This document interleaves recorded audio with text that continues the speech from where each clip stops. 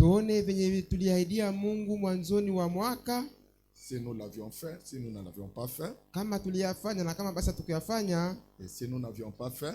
Na kama tukiyafanya. Qu'est-ce que nous pouvons faire? Tutafanya basi nini? Pour ne pas terminer l'année comme des lâches. Ili tusimalize mwaka sa vile watu ambao hawana akili, watu wakuachililia. Et les cantiques qu'on vient de chanter au début. Na nyimbo ambazo tumetoka kuimba mara ya kwanza. Compte un peu les bienfaits de Dieu. We hesabu kwanza mema yote ya Mungu. Qu'est-ce que Dieu a fait pour toi durant toute l'année? Mungu alikufanyizia nini mwaka yote nzima? Lisons d'abord. Tusome kwanza. Que Dieu bénisse Achumulawe. Bwana Mungu abariki dada Achumulawe. Et là, on l'appelle comment? Pale wanamuita nani? Cameraman, je sais pas. Cameraman, c'est comme si c'était un nom. Média.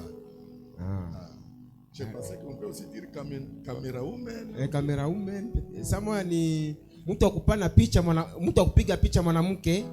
Bon, nous prenons Ecclésiaste chapitre 4 verset 17. Tunakamata Mhubiri sura yake ya 4:17. Et nous lisons ensemble. Na tunasoma sote pamoja. Je veux que nous parlons comme à l'école de dimanche. Mimi napenda tuzungumuze kama vile shule la Jumapili. Que ça puisse aider chacun de nous. Ili ipate kusaidia kila mmoja wetu. Prends garde à ton pied. Ensemble. Prends garde à ton pied lorsque tu entres dans la maison de Dieu. Approche-toi pour écouter, plutôt que pour offrir les sacrifices des insensés, car ils ne savaient pas qu'ils font mal. Ne te presse pas d'ouvrir la bouche et que ton cœur ne se hante pas d'exprimer une parole devant Dieu, car Dieu est au ciel et toi sur la terre, que tes paroles soient donc peu nombreuses. Car si les songes naissent des multitudes d'occupations, la voix de l'insensé se fait attendre dans la multitude de paroles. Lorsque tu as fait un vœu à Dieu, ne tarde pas à l'accomplir, car il n'aime pas les insensés. Accomplis le vœu que tu as fait. Mieux vaut pour toi ne point faire de vœu que d'en faire un et de ne pas l'accomplir. Amen. Amen. Psaume Zaburi 116 116 verset 14. 14.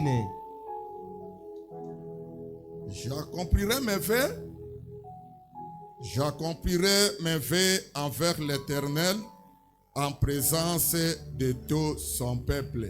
Prions le Seigneur. Tumuombe Bwana. Gloire, gloire, alléluia, oh yeah, alléluia, gloire, alléluia, oh yeah, alléluia, gloire, gloire, alléluia. Sa vérité est ta marche. Sa vérité est ta marche. Gloire, gloire, gloire, alléluia. Oh yeah, alléluia. Gloire, alléluia. Oh yeah, alléluia. Gloire, gloire, alléluia, oh yeah, sa vérité est ta marche. Oui, bien-aimé, notre Père Céleste, nous sommes présents dans cet endroit que nous avions préparé à ton nom. C'est une maison construite pour que nous puissions venir communier. Non pas, Seigneur, nous sommes venus se distraire, ni montrer nos habits ou se faire voir les uns les autres, mais nous connaissons que tu nous as fait promis que l'esprit de la vérité viendra. Il nous enseignera la vérité. Il nous conduira dans toute la vérité. Et comme tu avais dit à tes disciples, pourquoi ne comprenez-vous pas mon langage? Si vous comprenez mon langage, vous comprendrez la vérité et la vérité vous affranchira. Et nous croyons que par ta mort sur la croix, tu as payé le prix de nos péchés et tu nous as libérés, Seigneur. Oh Dieu, nous ne voulons pas marcher comme des esclaves, mais nous sommes les hommes libres. Nous sommes ta propriété. Nous sommes tes enfants. C'est pour cela que tu nous as donné la capacité d'écouter et de comprendre les messages de l'heure et d'accepter et de croire à ces précieux messages. Nous venons de lire la Bible. Oh Seigneur, comme tout intellectuel peut le lire, mais pour les comprendre, pour donner l'interprétation, nous croyons, c'est la relève que de l'Esprit de Dieu. Amen. Et personne ne peut dire Amen si ce n'est pas par le Saint-Esprit de Dieu. Oh Père, sois avec les prédicateurs, sois avec l'auditeur. Bénis-nous, Seigneur Dieu bien-aimé, afin que cette parole puisse nous prendre comme la terre qui était informe et vide. Mais quand tu avais prononcé la parole, cette terre était devenue un jardin d'Éden. Que nous aussi, Seigneur Dieu bien-aimé, qui étaient des hommes inutiles, que nous devenons des fils de Dieu, des filles de Dieu, utiles dans la vie de cette terre. Merci Seigneur. Nous nous abandonnons entre tes saintes mains. Au nom du Seigneur Jésus-Christ. Amen. Amen, amen. Que le Seigneur notre Dieu Bwana Mungu wetu ajoute les bénédictions à la lecture de sa parole. Aongeze mibaraka kwa usomi wa neno lake. Et qu'il bénisse chacun de nous richement. Na bariki kila mmoja wetu sana kabisa. Le Dieu qui nous a donné la force. Mungu ambaye ametupatia nguvu. Le Dieu qui nous a donné la bonne santé. Mungu ambaye ametupatia afya nzuri. Le Dieu qui nous a donné le privilège d'être dans sa maison. Mungu ambaye ametupatia majaliwa kuwa nyumbani mwake. Amen. Amen. À travers les dangers, kupitia hatari zote, à travers les pièges, kupitia mitego yote, à travers les maladies, kupitia magonjwa yote, à travers les épidémies, kupitia magonjwa ya umati wa watu, à travers les insécurités, kupitia ukosefu wa usalama, à travers les meurtres, les accidents, kupitia mauaji na maajali, c'est Dieu qui nous garde. Ni Mungu ndiye anatulinda. Amen. Alléluia. Et nous devons lui être reconnaissants. Na tunapasha mshukuru kwa hiyo basi. Il est notre vie.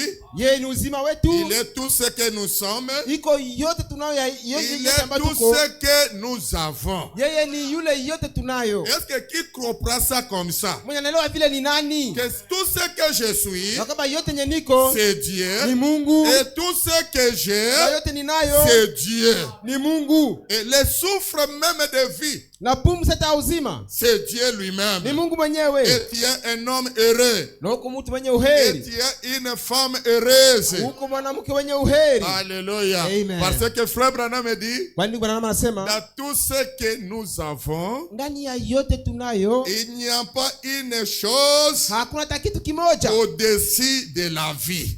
zaidi yule ya uzima. Amen. Amen. Alors quelquefois je me suis toujours demandé. Sasa kila mara najiulizaka. Je ne sais pas si quelqu'un de vous aussi s'est déjà demandé. Na sio kama hata kama kwa mtu mmoja katikati ninataka kujiuliza vile. Je ne sais pas si c'est un ancien langage. Sio kama ni usemi wa zamani tu. Ou bien c'est comme ça qu'on peut toujours dire. Ama ndio vile wanazoea kusema. On appelle tout celui qui est mort. Wote aliyekufa kila mara banamuitaka. Tout celui qui meurt. Yote yule anayekufa banamuita. Quand on veut citer son nom, wakati wanatafuta staja jina lake, on commence d'abord à dire qui? Marehemu. Hein? Le défunt, marehemu, pauvre, maskini. Ah, les pauvres. Maskini.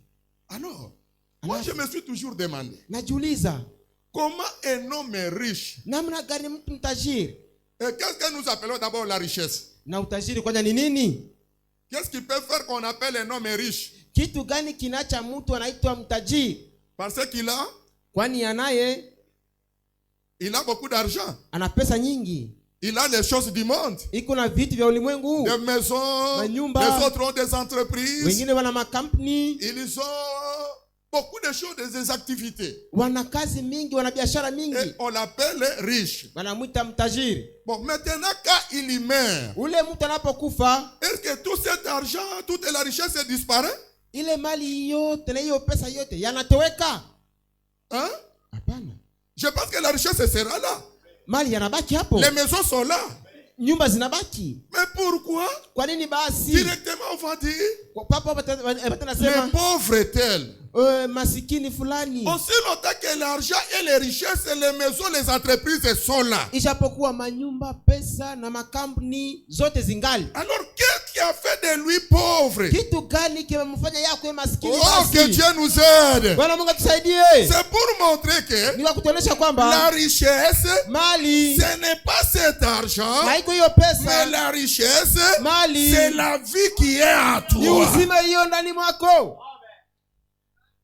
Alors, Alafu c'est-à-dire que quand Dieu te protège, ndio kusema Mungu quand anapokukinga, Dieu te garde, Mungu quand anapokulinda, il te laisse le souffle de vie, anapokuacha tu pumzi ya uzima sur cette terre, kwa hii il y dunia, a une grande valeur uko na thamani par kubwa rapport à un milliardaire kulingana na huyo qui vient mumiliardari de mourir. mwenye amekufa. Oh, combien nous devions être reconnaissants vers Mara Dieu. ngapi tungepasha kuwa na shukurani kwa Mungu? Alléluia. Amen. Oh, il est merveilleux. Yeye ni wa maajabu. Alors, nous parlons de la responsabilité sacrée. Tunazungumzia jukumu takatifu. Mais notre petit sujet, Lakini sema yote mdogo c'est lorsque tu fais un vœu à Dieu. ni wakati unapomfanyizia Mungu naziri. Alors, chaque fin du mois, Kila mwisho wa non, mwezi, chaque fin de l'année, kila mwisho wa mwaka nous commençons avec des vœux. tunaanja pamoja na naziri. Nous donnons, nous promettons à Dieu. Tunamwahidia Mungu, Oh, je dois faire ceci. nitafanya Je hiki, dois faire ceci. nitafanya na Je kile, dois faire ceci. nitafanya na kile. Amen. Amen. Alors, Alafu mais après tout, mwishowe c'est comme si nous ne faisons pas ce que nous avions promis à Dieu. ni kama vile hatufanyake vile tuliahidia Mungu. Est-ce que quelqu'un est avec moi? Mungu pamoja nami. Amen. Amen. Alors, c'est-à-dire, Ndio kusema chaque année, kila mwaka nous restons des insensés. tunabaki wabumbafu. Écoutez ce que nous venons de lire là-bas. Musikia ambayo tumetoka kusoma pale, Ce que la Bible dit. ambapo Biblia inasema. Amen. Amen. Ecclésiaste 5. Mhubiri 5. On a commencé 4:17. Tulianzia kwa sura ya 4:17. Prends garde à ton pied. Chunga mguu wako Lorsque tu entres dans la maison de Dieu, wakati unapokwenda nyumbani mwa Mungu, approche-toi pour écouter. maana karibia kusikia, Plutôt que pour offrir les sacrifices des insensés. karibia kusikia ni vizuri kupita kutoa zabihu ya mpumbafu. Car ils ne savent pas qu'ils font mal. Maani hawajui ya kuwa wanafanya mabaya. Nous sommes les sacrificateurs. Sisi tuko wakuhani. Et nous avions prêché ici Na tulihubiri hapa le royaume des sacrificateurs. ufalme ya wakuhani. Et nous sommes les sacerdoces royales. Na sisi tuko ukuhani wa kifalme. Est-ce que vous connaissez cela? Unajua hiyo? Qui avait retenu ça? Mwenye alishika hiyo ni nani? Nous offrons à Dieu Tunamtolea les Mungu sacrifices.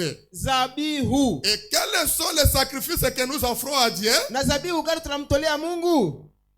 Qu'est-ce qu'on avait enseigné? Tulifunzaka nini hapa? Enata.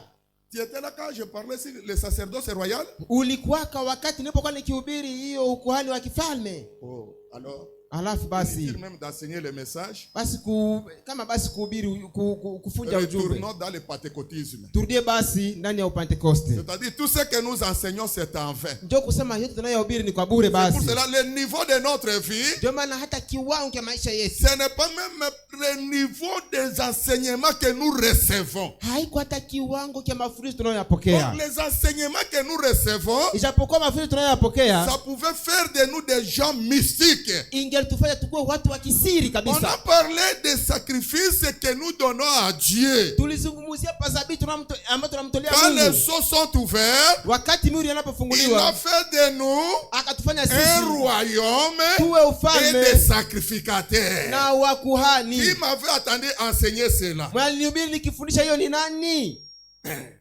Et quels sont les sacrifices que nous donnons à Dieu? Na ni zabihu gani tunamtolea Mungu basi? nous lui donnons tunampatia les sacrifices zabihu de nos lèvres. ya midomo yetu.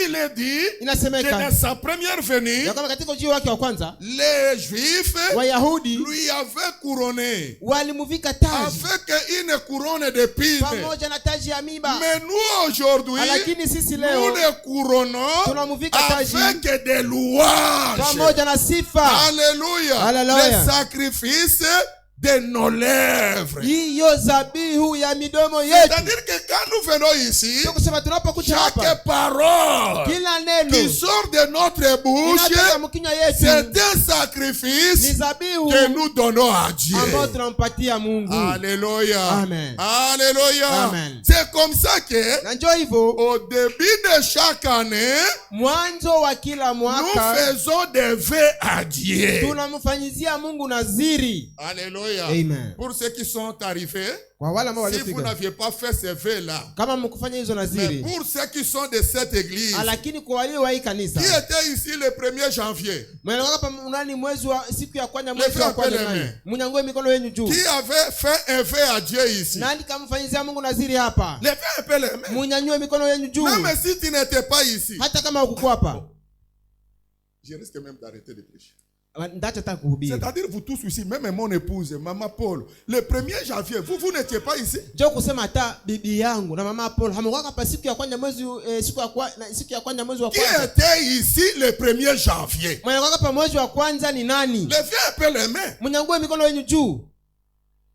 Qui avait fait le vœu ici le 1er janvier? Nani kafanya naziri hapa siku ya kwanza mwezi wa 10? Levez un peu les mains. Mnyangoe mikono juu. C'est comme ça que frère Branham me dit Ndio maana Branham anasema que Dieu ne jettera personne en affaire. Mungu hata tupaka mtu kuzimu. Mais l'homme et la personne elle-même, Lakini mtu yeye mwenyewe quand on va mettre la vidéo de sa vie, wakati watatia video ya maisha yake, parce que comme nous vivons ici, Kristo tunaishi hapa, il y a une caméra kunayo kamera qui est en train de nous camérer partout où nous passons. ambayo iko natubana picha popote tunapopita. Même comme le pasteur Gilles a prêché ici, Hata kisi mchungaji jini kahubiri le hapa dimanche passé, il dit Jumapili iliyopita il akasema y a même des gérants des hôtels kunayo hata majera wa qui hoteli connaissent des frères et des sœurs. wanaojua wadada na wandugu. Et toi, tu penses que ton mari ne connaît rien? Unafika kwa wanako ajue Ta lolote, femme ne connaît rien? Sio kwa ajue lolote, Le pasteur ne connaît rien? mchungaji ajue lolote, Mais le gérant,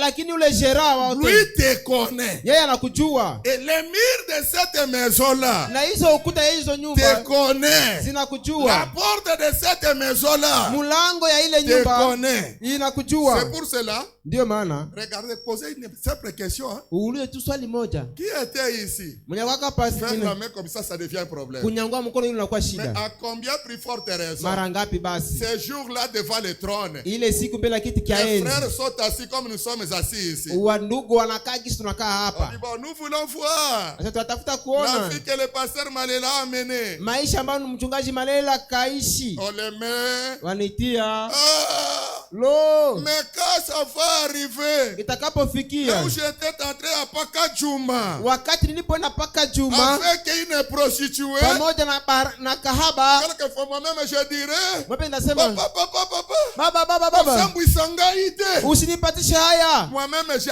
pars en affaire. mimi mwenyewe naenda kuzimu, Moi-même j'irai en affaire. mimi mwenyewe ndaenda kuzimu. Donc ils allaient enregistrer. Jo, vilikuwa narekodiwa hata Oui, tout Ndio. est enregistré. vyote C'est pour vinarekodiwa. cela aujourd'hui, Ndio maana leo il y a une fontaine kunayo remplie chemchemu du sang tiré inayojazwa de na veine maji d'Emmanuel. iliyotoka katika mishipa ya Quand il vient Emanueli. ici, Unapokuja cet hapa, acte-là sera effacé. ile bande yako itazimishwa. C'est pour cela nous ne voulons pas Ndio maana hatupendi terminer l'année comme des fainéants. tumalize mwaka safi vile bagoigoi. Alléluia. Amen. Alors, Alafu. au début de l'année, on Mwanzoni wa avait mwaka, promis à Dieu tukamwahidia ce que Mungu nous allons faire. ndio C'est tutamfanyizia. pour cela il a dit, Jamani, nasemeka ne te presse pas d'ouvrir la bouche usikue haraka kufungua kinywa chako, et que ton cœur ne se hâte pas d'exprimer une parole devant Dieu. na mudomo yako isiwe na haraka kutamka neno mbele ya Mungu. Combien nous arrivons à la fin de l'année Mara ngapi tunafika mwisho wa mwaka et beaucoup de nous na wengi katikati yetu sont devenus comme Anania et Saphira. washakwasa vile wa Anania na Safira, Mais nous ne voulons pas lakini hatupendi terminer notre année tumalize mwaka comme wetu Anania kama vile et Anania Saphira. na Safira. Alléluia. Amen. Alléluia. Amen. Anania Anania et Saphira. na Safira. Qui connaît l'histoire d'Anania et de Saphira? Mwanajua hadithi ya Anania na Safira ni nani? C'était comment? Ilikuwa namna gani? Hein? Comment est-ce qu'ils avaient marché? Walidanganya kunini basi? Ils avaient fait un vœu à Dieu Wakamwahidia Mungu que quand nous allons vendre notre champ, ya kwamba tutakapoujisha shamba letu, nous allons prendre tous nos biens tutakamata mali yetu yote pour aller donner à l'église. kwa kwenda ipana kanisani, Nous allons donner à Dieu. tutaipatia Mungu. Mais quand ils ont vendu, Walipoujisha ils ont vu beaucoup d'argent. wakaona pesa mingi, Ils ont dit, wakasema no, tout ça ici, hii yote hapa allez donner à Dieu. twende ipatia Mungu. Non, bon, je fais ceci Tufichike kwanza hii kidogo et amenons ça. na tupeleke njoo hii. Et l'homme a dit à sa femme, Na ule mwanaume akamwambia bibi il yake, reste d'abord, laissez-moi aller avant. wewe ubaki, acha basi mimi nende Moi, mbele kwa. j'apporte ça. Mimi naibeba. Et ils ont dit, si Pierre a zaka moto, Wakasema si Petro na iko tu, Petro na iko tu mtu. est-ce que yako yeba teto bombi ndambo? Je, yeye atajua kitu cha fichika kidogo. Et Anania Anania est venu là-bas akakuja pale avec une grande joie. pamoja na furaha kubwa. Comme pesaka makabo biyenga biyenga elaka yakolo elingi kokoka. Il vient là-bas, il danse. Anakuja pale mkanisa kuna chezi kuna imba. Il apporte son offrande. Analeta sadaka yake. Il apporte sa dîme. Analeta moyo Il kumi yake. apporte son vin. Analeta naziri yake. Mais quand il est arrivé devant Pierre, Alipofika mbele ya Petro, alléluia. Est-ce qu'il était arrivé devant Dieu? alifika mbele ya Mungu. Il est arrivé devant Pierre. Akafika mbele ya Petro. Mais qu'est-ce que Pierre lui avait dit? Petro kamwambia nini? Vous ne connaissez pas cela? Hamujue hiyo? Oh, comme vous ne le connaissez pas. Kama mwijui basi C'est dans quel livre dans la Bible? ni katika kitabu gani? Ni katika Biblia. Bon, alors là, Twende pale comme c'est le corps de dimanche. Jisiku Jumapili, Actes des apôtres, Matendo ya Mitume chapitre 5, je pense. sura ya 5 na wazia. Rien ne fait raccourir. Hakuna kitu basi ya kukimbilia. Hakuna Lorsque tu fais un vœu. Unapofanya naziri, Alléluia. amen, Soyez un peu rapide. fanya haraka. Mais un homme nommé Ananias, Mtu anayeitwa Anania avec Saphira, sa femme, na mke wake Safira vendit une propriété aliuzisha mali, et retint une partie du prix.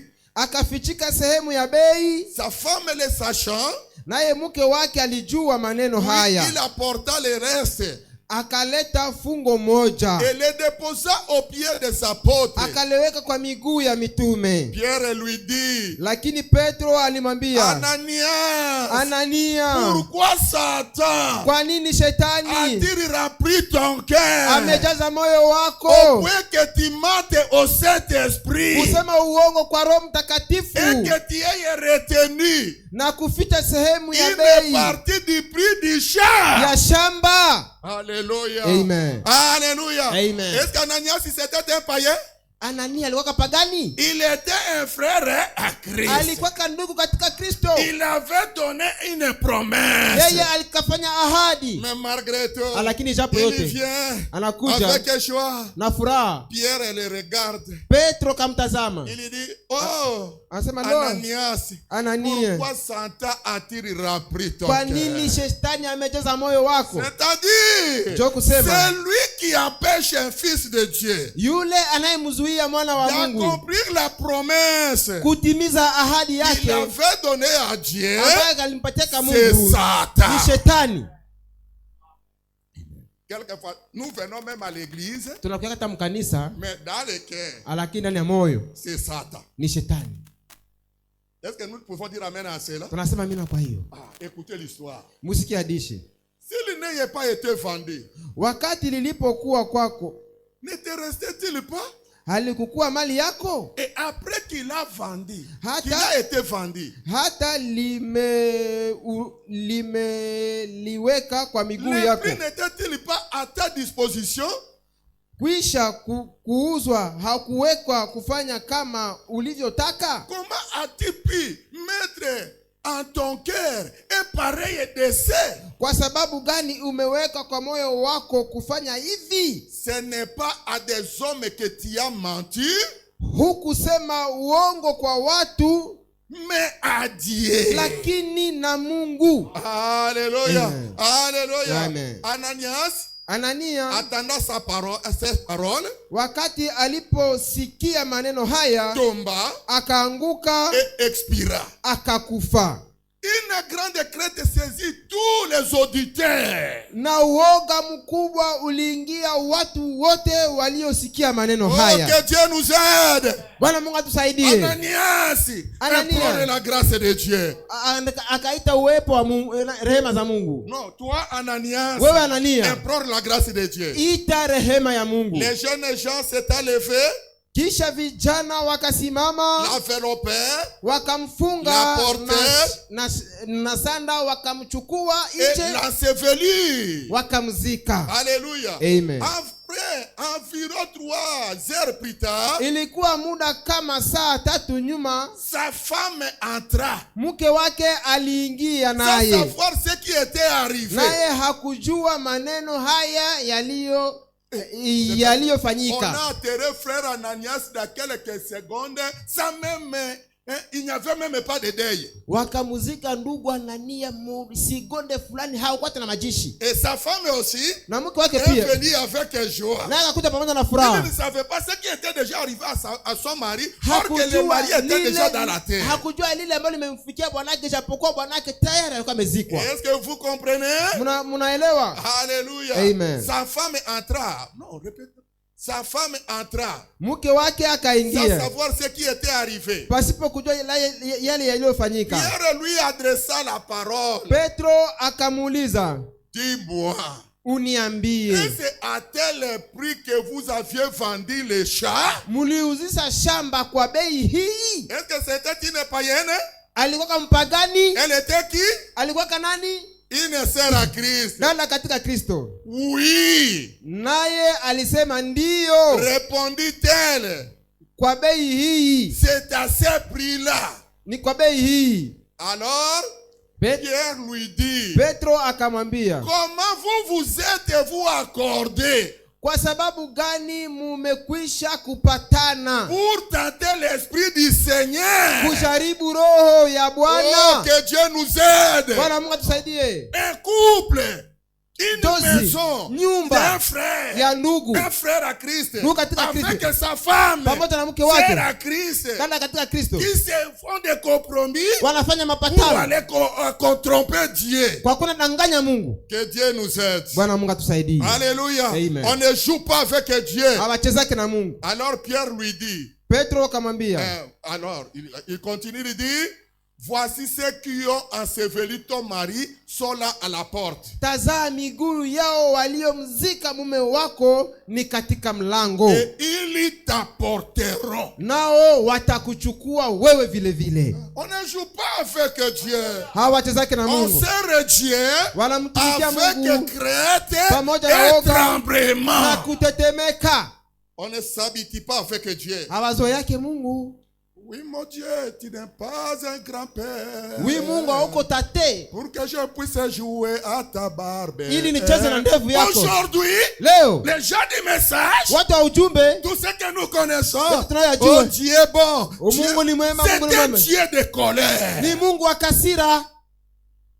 On ne blague pas avec Dieu. Hawachezake na Dieu Mungu. a dit, boyo ba memaki mobali no ba kundie ba komemayo. Asa wale walibeba bwana wako na kumuzika, na pia watakubeba. Au même instant, Mara elle moja tomba au pied de l'apôtre akaanguka kwa miguu yake et expira. akakufa. Les jeunes gens Wale vijana étant entrés, wakaingia la trouvèrent morte. wakamkuta amekufa, Ils la portèrent wakamchukua et nje l'ensevelirent wakamzika pamoja auprès de son mari. mari. pamoja na mume wake. Oh, que Dieu nous aide. Bwana Mungu atusaidie. Devant Dieu, Mbele ya Mungu ne prononce pas les paroles des insensés. usitamke maneno ya ubumbafu. Qu'il soit béni à jamais. Abarikiwe C'est daima. Dieu. Yule Il Mungu. est le même Dieu aujourd'hui. Yule Mungu Mais leo. il est riche en Na yeye ni mwingi wa miséricorde. rehema. Ne te mets pas en colère, Usikasirike, mais sois humble. lakini kwa mpole. Et oh Lo Père, Baba, oh Père, lo Baba, tout ce que j'avais promis, yote niliyoyaahidia je ne l'ai pas fait. sikuyafanya. Alléluia. Amen. Ne te presse pas d'ouvrir la bouche Usiwe na haraka kufungua kinywa chako, et que ton cœur ne se hante pas d'exprimer une parole devant Dieu. na moyo wako usikuwe na haraka kutamka neno mbele ya Car Mungu, Dieu est au ciel kwani Mungu iko et mbinguni toi sur la terre. na wewe duniani, Que tes paroles soient donc peu nombreuses. na neno yako isikuwe ya mingi.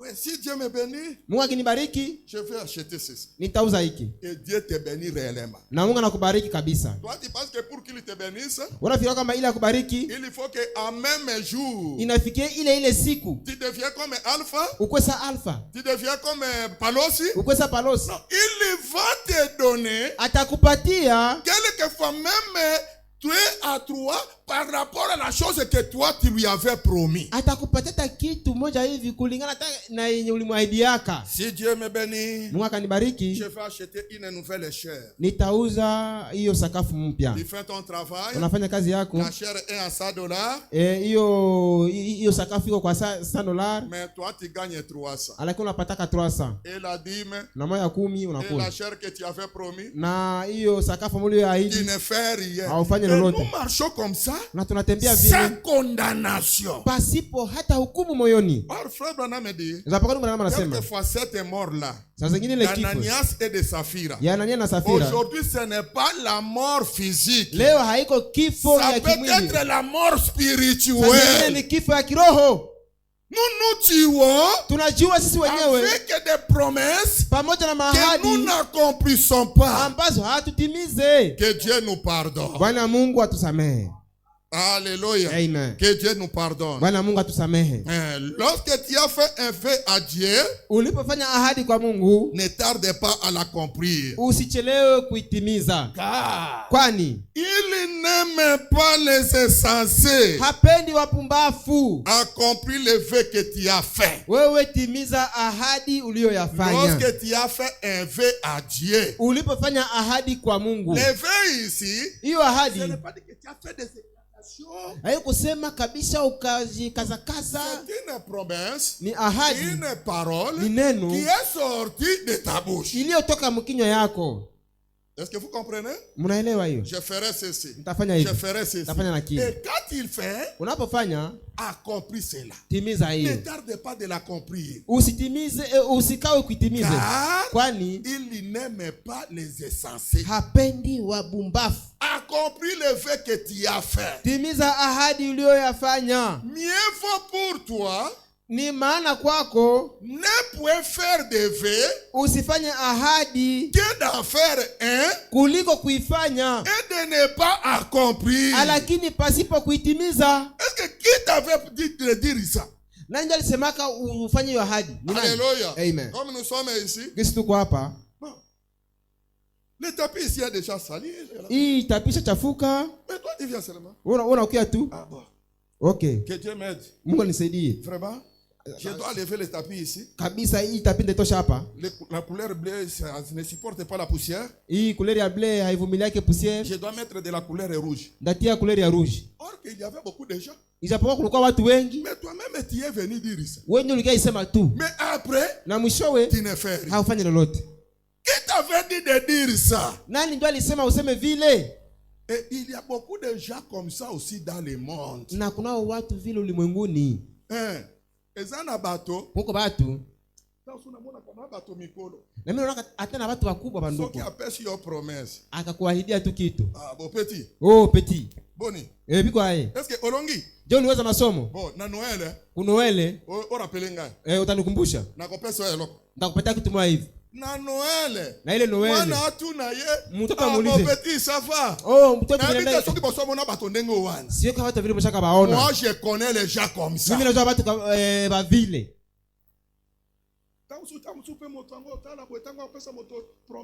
Na mtu unaona jinsi kunapana ahadi, unapatia mtu ahadi. Que Dieu nous aide. Bwana Mungu atusaidie. Un jour on était quelque part avec un frère. Siku moja tulikuwa mahali fulani na ndugu moja hivi. Alors, alafu il était dans les besoins. Ule ndugu alikuwa anahitaji Quelque chose que j'avais, je lui ai donné. Kitu ambacho nilikuwa nacho nikampatia. Et un homme là aussi. Na ule mtu naye pia il va lui dire anamwambia sema okay. Moi je viens te faire ça. Na mimi ndakufanyia hivi na hivi. Et quand le frère est venu, wakati ndugu alipokuja me dire, akaniambia, je lui ai dit, nikamwambia, bien aimé frère, mpendwa ndugu, avec ce que je t'avais donné là, pamoja na ile ambayo nilikupatia, s'il y a moyen, kama kuko namna, continue. Wewe endelea tu vile. Hapana. Unaona? Nikasema hapana. Continue. Wewe endelea tu vile. La personne était restée. Ule mtu akabaki hapo. 3 jours. Siku 3. 0. Une semaine. Juma 0. Deuxième semaine. Juma ya pili 0. Mon frère. Nikamwambia ndugu yangu, je t'avais dit. Nilikwambia. Allez. Enda zako.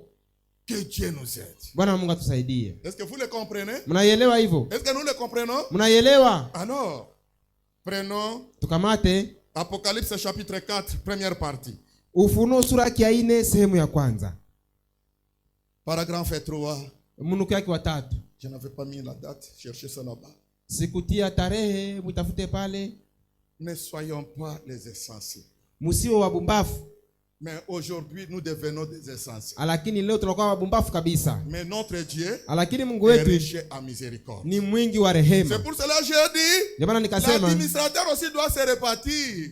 Muzamini naye tatubu hapa. Qu'il vienne avec son cahier. Akuye na cahier yake hapa. Tous les gens que nous avions, tous ceux qui nous avions promis. Wale wote waliotuahidia. Que chaque mois, kama kila mwezi, nous allons donner autant. Tutapana que nous payons cet argent. Hizo pesa tuzilipe.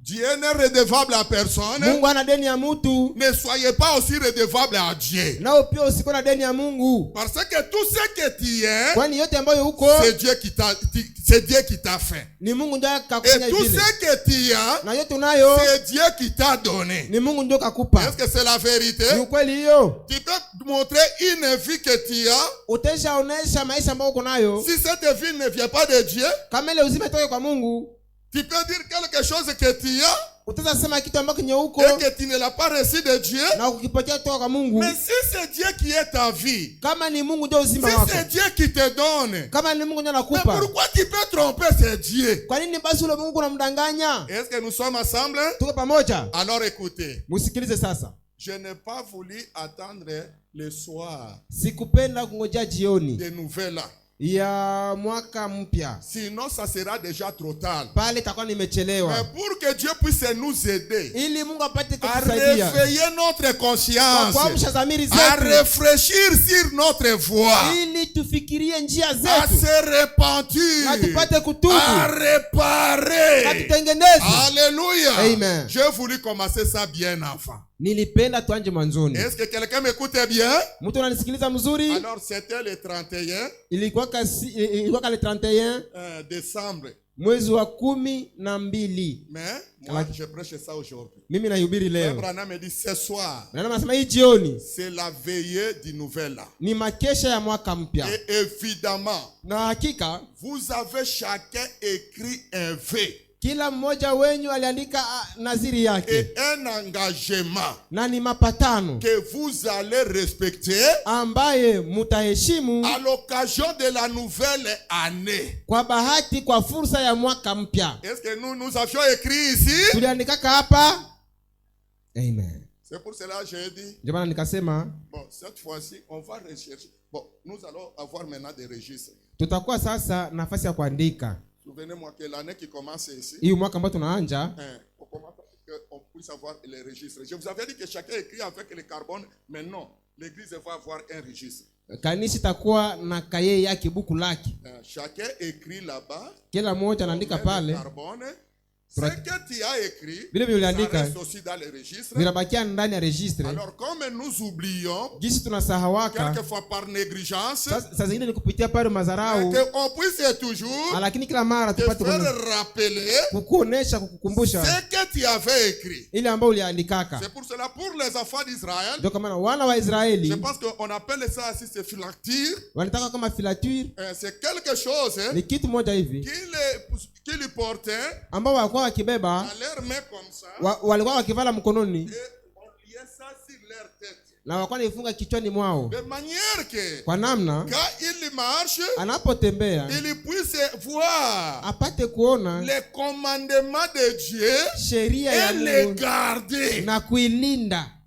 Et même dans la porte de leur tente, hata katika mlango ya hema yao, on mettait ça là-bas, walikuwa wakitia pale, que s'il voulait oublier, kwa namna kama atafuta sahawa, quand il se réveille, anapoamka, il jette les yeux, anatupa macho, il dit, oh, nous avons les commandements de Dieu que nous devons observer. ambazo tutalinda. Amen. Amen. Alors, alafu tu avais écrit, uliandika, puis le lendemain, na kesho yake tout cela sera brisé.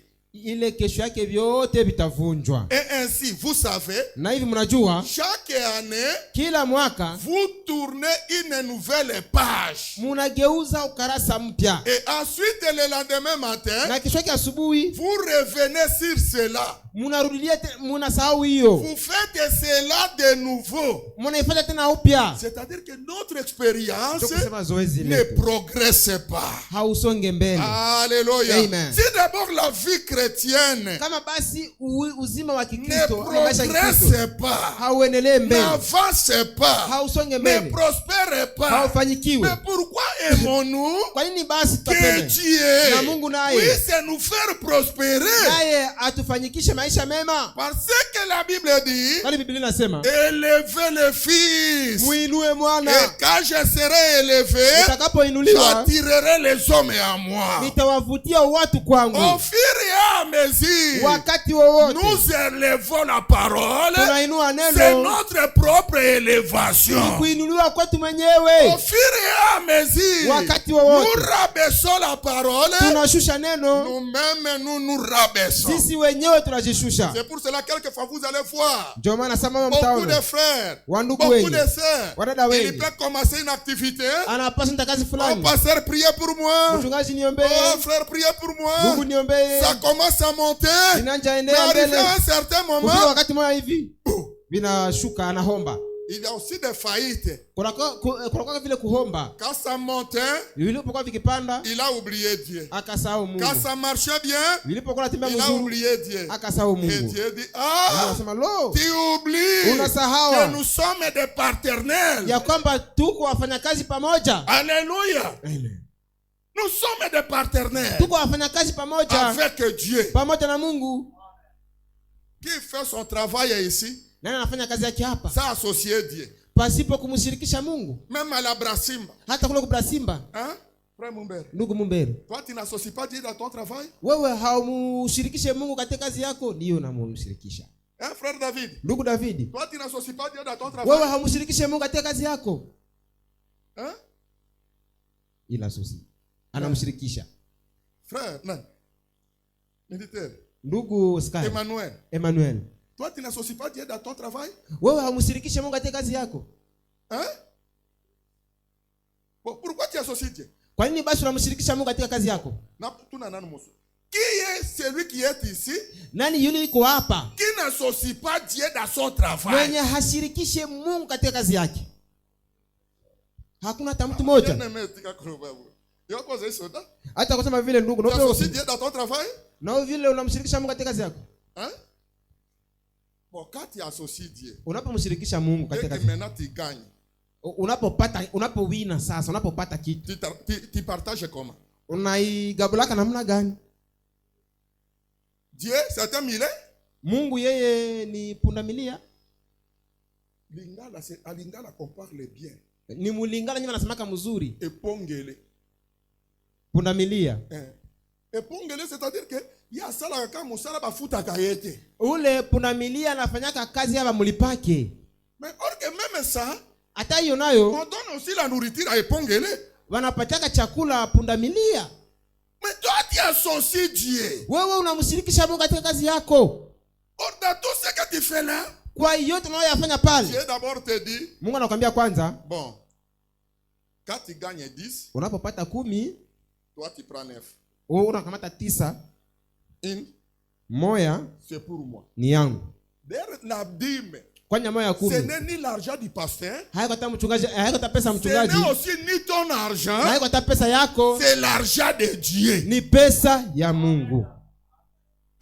Amen. Quand tu payes même ta dîme, unapolipa moya ya 10, il est vrai ni kweli que tu soutiens le pasteur. unamshikilia Mais ce mchungaji, n'est pas même l'argent que tu as donné au pasteur. lakini haiko hata pesa uliyopatia mchungaji. Non. Hapana. Ça, ce n'était pas même ton argent. Ile tena haikuwa pesa yako. C'est d'abord ton partenariat avec Dieu. Ile iko umoja, mapatano yako wewe na Si tu Mungu. veux même aider le pasteur, Na kama basi unapenda umsaidie ne mchungaji, l'aide pas avec la dîme. usimsaidie na moya ya 10.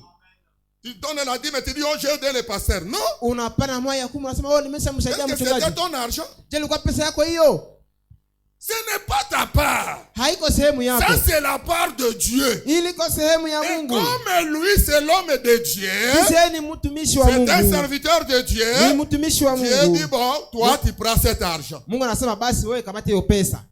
Mais toi, Lakini tu wewe es partenaire avec Dieu. uko mfanya kazi pamoja na Tu Mungu, ne fais rien à Dieu. lakini haulifanyie lolote Mungu. Alléluia. Amen. Or, même quand nous faisons les mariages, Ijapokuwa tunapofanya tandoa, il y a toujours des promesses dans les mariages. kunakuwa tu ahadi ndani ya ndoa. Et quand nous venons à Dieu, Na tunapokuja kwa Mungu le croire comme notre na sauveur, kumwamini kama vile mkombozi il y a wetu, toujours des promesses kunakuwa tu dans mahadi les mariages katika ndoa avec Dieu. pamoja na Mungu. Est-ce que nous pouvons dire amen à Tunasema cela? amina. Kwa hiyo Toi, tu es quel genre de chrétien? wewe kwa aina gani ya Mkristo? Tu ne peux pas devenir l'épouse de Christ, Wewe hawezi kuwa bibi harusi wa Kristo sans faire des jeûnes, sans faire des vœux avec Christ. pasipo kufanya naziri pamoja na Kristo. Alléluia. Amen. Nous avions dit Tulisema dans les noces de l'agneau, katika siku kuu ya mwana kondoo, karamu ya mwana kondoo, dans les noces de l'agneau, katika karamu ya mwana kondoo prêché le 21 janvier 1962. ilihubiriwa siku 21 mwezi wa kwanza mwaka Est-ce que 1962. quelqu'un m'écoute? Mtu unanisikiliza? Amen. Amen. Oh, Dieu aide-nous. Mungu tusaidie. Est-ce que notre Dieu est bon? Mungu wetu ni mwema. Est-ce qu'il nous garde? Mungu wetu anatulinda. Fais d'abord des inventaires. Fanya kwanza hesabu. Même des courses que toi tu as circulé avec la moto ici à Beni. Hata hiyo kupita uliopita hapa Beni na moto. Pendant cette année. Kwa hiyo mwaka yote iliyopita. Est-ce que vous connaissez qu'il y a d'autres personnes qui sont mortes ici? Je, unajua kisi kuko wengine walikufia Akita hapa. seulement sans maison. Anatoka tu mnyumba yake. Elle va au marché. Anafika munani Elle est msoko. partie. Bana Mais mgonga na toi tu as fait des tours et des tours. wewe umefanya umeenda na kurudi. Toi tu pars dans les champs. Unaenda Il shambani. y a les gens qui ont cultivé ici. Kuna watu waliolima shamba hapa. Oh, le frère Alain n'est pas là. Ndugu Alea iko. Il y a toi tu entres dans les champs. Unaingia mshamba, Tu sors. Tu unatoka. entres dans la forêt. Unaingia porini, Tu sors. unatoka. Tu connais combien de personnes Unajua watu ngapi sont morts par les serpents? walikufa kupitia kuuliwa na nyoka hiyo mwaka? Mais c'est lui qui te garde. Ule mwenye kuna kuchunga ule. C'est lui qui te protège. Yule mwenye kuna kukinga. Qui voyage. Unasafiri, unarudi. Tu connais combien de gens? Unajua watu ngapi sont morts wamekufa? en allant seulement à Butembo ici. Mbona topa Butembo tu? Qui connaît quelqu'un qui est mort ici? Mtu kana anajua mwenye Beni alikufa Butembo hapa. cette année. Beni Butembo alikufa hiyo mwaka ni Qui nani? avait attendu même une nouvelle? Mwanasikia habari ni nani? 2 à 3 thèmes. Wawili ama watatu wa Mais toi shuhuda. tu vas, tu rentres. Wewe unaenda unarudi. Il y a même d'autres personnes Na kuna tabia qui wengine sont morts cette année. walikufa hiyo mwaka. Allez naye bien na pokwa. Anakula chakula yake mzuri magharibi. Akiabe kolala na mbeto. Analala mkitanda yake. Alamuki lisususute. Haula mke. Est-ce que vous connaissez cela? Unajua hiyo? Les autres en marchant seulement. Wengine wa kutembea tu. Ambeti kali baku. Anajikwaa tu kidogo. Akwei. Anaanguka. Nini. Kitu gani hapa? C'était fini. Na vilishia pale. Notre vie, Maisha yetu c'est la grâce de Dieu. ni neema ya Mungu. Amen. C'est la grâce de Dieu. Ni neema ya Mungu. Ce n'est pas même ton argent. Haiko ta pesa yako. Ce n'est pas même ta maison. Haiko ta nyumba yako. Combien de gens Watu ngapi on les a tués waliwaua dans leur maison, katika nyumba yao, bien clôturés, na kuko na mais lupango, l'ennemi est entré adui akaingie jusque là. mpaka hapo Bye. na akakuwa na Est-ce lisasi. que vous n'entendez pas des choses comme ça? Vitu kama hivi hamumisikia Ce yake. qui nous garde, Venye ce n'est ni vinatulinda l'argent, haiko ni pesa, les maisons, haiko nyumba, ni tout ce que nous avons, ama yote mais tunayo, ce qui nous garde, c'est inayotukinga l'ange du ni Seigneur. malaika wa Bwana, Il prend soin de nous. anatutunza. Amen. Mais un homme comme ça, Mutu kama yule, quelquefois toi tu penses wewe sama unawazaka que c'est la sentinelle qui te garde. ni ule mlinzi ndio anakulinda. Vous aviez suivi avant-hier Si mulisikia hapa juzi hapa à Boyken. huko Boyken, On a tué un gardien là-bas. si walimuua mlinzi mmoja huko. Qui a suivi ça? Mwalifuata hiyo ni nani? Maman se casse. Oka kiango hein? Mama kasa ulisikie. Si ya fanda kia kokenge là-bas. Yeye kuna chunga yeye anaikala tu kuchunga batu, Menzo kayepe na njambenda akenge la kai. ijapokuwa naye Mungu naye ndio anamchunga kata. Un jeune garçon. Kijana mmoja hivi tu Aïe, lisasi pu il est parti. na kaenda zake. Nous vivons. Tunaishi C'est la grâce de Dieu. ni neema ya Mungu. Ce que nous sommes, Kenye tuko c'est Dieu. ni Mungu. Ce que nous avons, Kenye tuko c'est Dieu. kenye tuko nacho Est-ce ni que nous Mungu. pouvons dire amen à cela? Tunasema amina kwa hiyo. Paragraphe 84, nous commençons là-bas. 84 tunaanzia pale. Pour comprendre les faits que nous faisons à Dieu. Kwa kuelewa naziri tunazozifanyizia Mungu. Et est-ce que vous le suivez? Mnaifuata? Alléluia. Amen.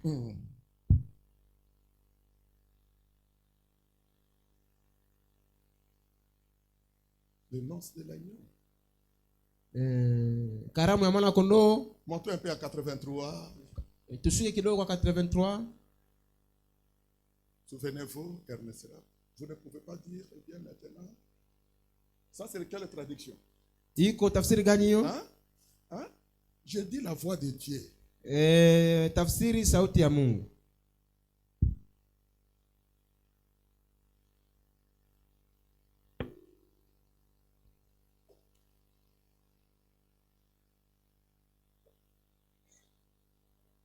Les noces de l'agneau. Karamu ya mwana kondoo. 21 janvier 1962.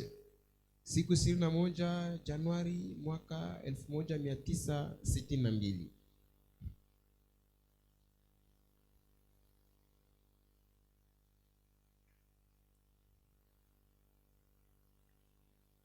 Oui, une fois que vous aviez pris la décision de le faire, mara tu umeamua kuyafanya, alors viennent les fiançailles. sasa hiyo uchuma unakuja. Ça c'est aussi à l'auteur qu'on le fait.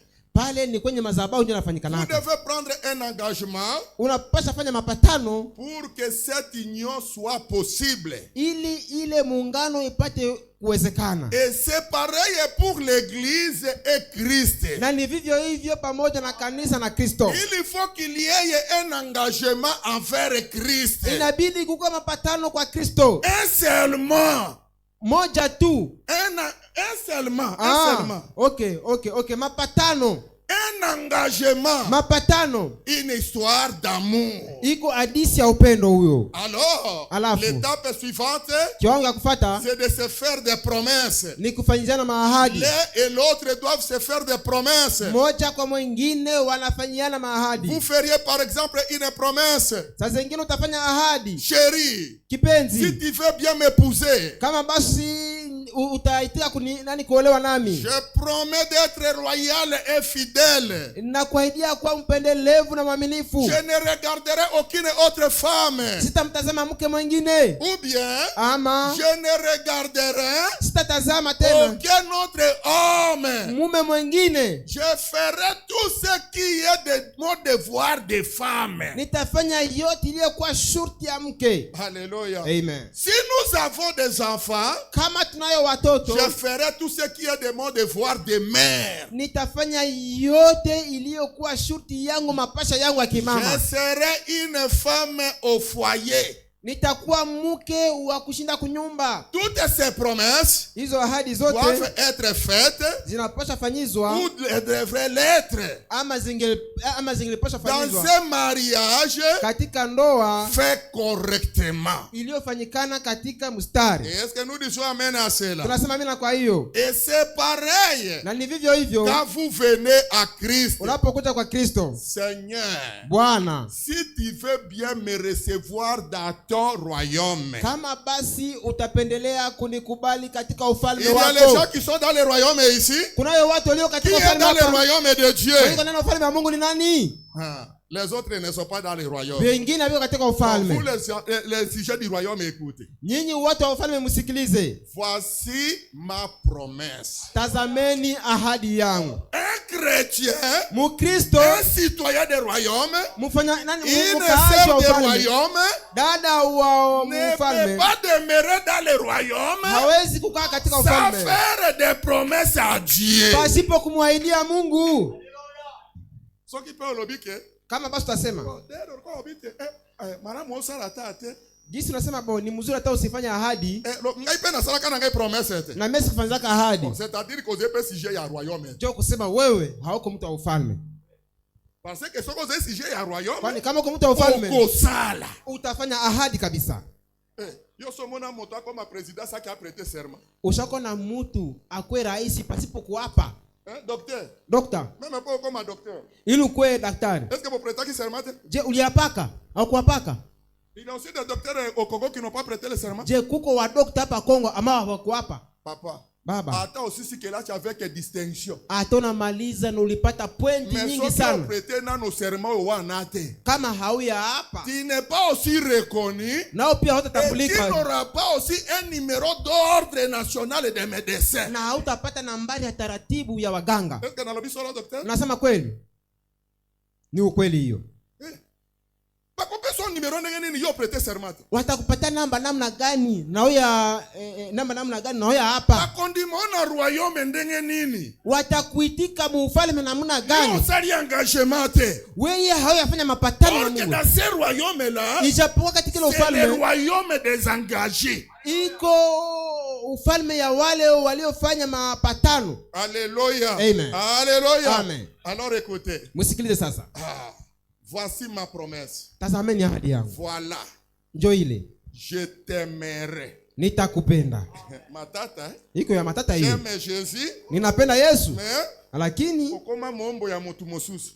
Ushakuwa mtuma mtu mwingine. Nitakupenda. Je te serai fidèle. Nitakuwa kwako mwaminifu. Qu'est-ce que cette fidélité? Sasa hiyo uaminifu ndio nini? Je te servirai jour et nuit. Nitakutumikia usiku mchana na usiku. C'est dommage que nous oublions cela. Oh, ni yaole gisi tunasahawaka ile. Je te servirai jour et nuit. Nitakutumikia usiku na mchana. Je gênerai. Nitafunga chakula. Les gens ici. Watu hapa. Est-ce que vous gênez? Mnafunga chakula. Ah, bon, tokozongi saneno che. Ate, que comme na 7e maison. Watu unapofika katika mwezi wa 7. Tozande escroc. Nyie mko ndio mwizi. Frère Branham, ndugu Branham, après l'ouverture des seaux, kisha kufungua miuni, Frère Branham a gêné. Ndugu Branham alikuwa akifunga chakula. Est-ce que c'est la vérité? Ni kweli hiyo? Il veillait. Alikuwa na kesha. Il priait. Alikuwa naomba. D'ailleurs même le succès de ces réunions, hata mafanikio ya mikutano yake, c'était à cause des jeûnes. Ilikuwa kwa sababu ya kufunga chakula. Les gens disent watu wanasemaka lo, oh non, aujourd'hui nous ne pouvons pas jeûner. Hatuwezi funga chakula. Non. Hapana. Amen. Amen. Amen. Amen. Ils doivent jeûner. Watafunga chakula. Branham a jeûné jusqu'à la fin, à la fin. Branham alikuwa anafunga chakula mpaka mwisho. Hein? Et même le succès, hein? Hata sifa. Écoutez d'abord, on va entrer là-bas. Tutaingia pale. Prenez d'abord. Kamata kwanza. N'ayez pas peur. Usiogope. Tokozonge la wana. Tutorudi tena pale kwenye tunatoka. Bato ba jena kalisusuté. Watu wafange tena chakula, hakuna kitu. On a prêché même l'inspiration. Na pulizie tushayubiri, watu wanakia tu vile vile. Alors comme l'inspiration est alite, on va commencer à marcher avec l'inspiration. Gisi basi hakuna pulizio, basi tutatembea na pulizio ya ya mchungaji. Que le pasteur maintenant, Dieu lui donne l'inspiration pour toute l'église. Basi Mungu mara moja apatie mchungaji pulizio kwa kanisa yote nzima. N'ayez pas peur. Usiogope. Prêchez le 9 juin 1960. Ilihubiriwa siku ya 6 mwezi wa Juni mwaka 60.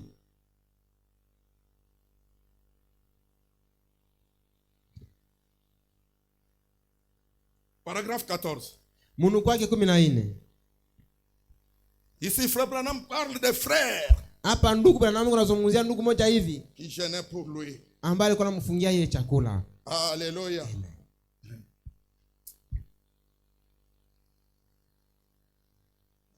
Je dois changer. C'est déjà.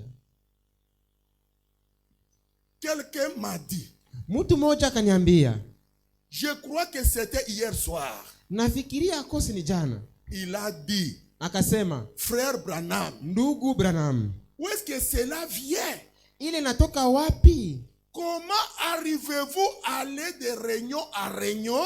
Namuna gani unafikiaka kwenda mkutano kwa mkutano?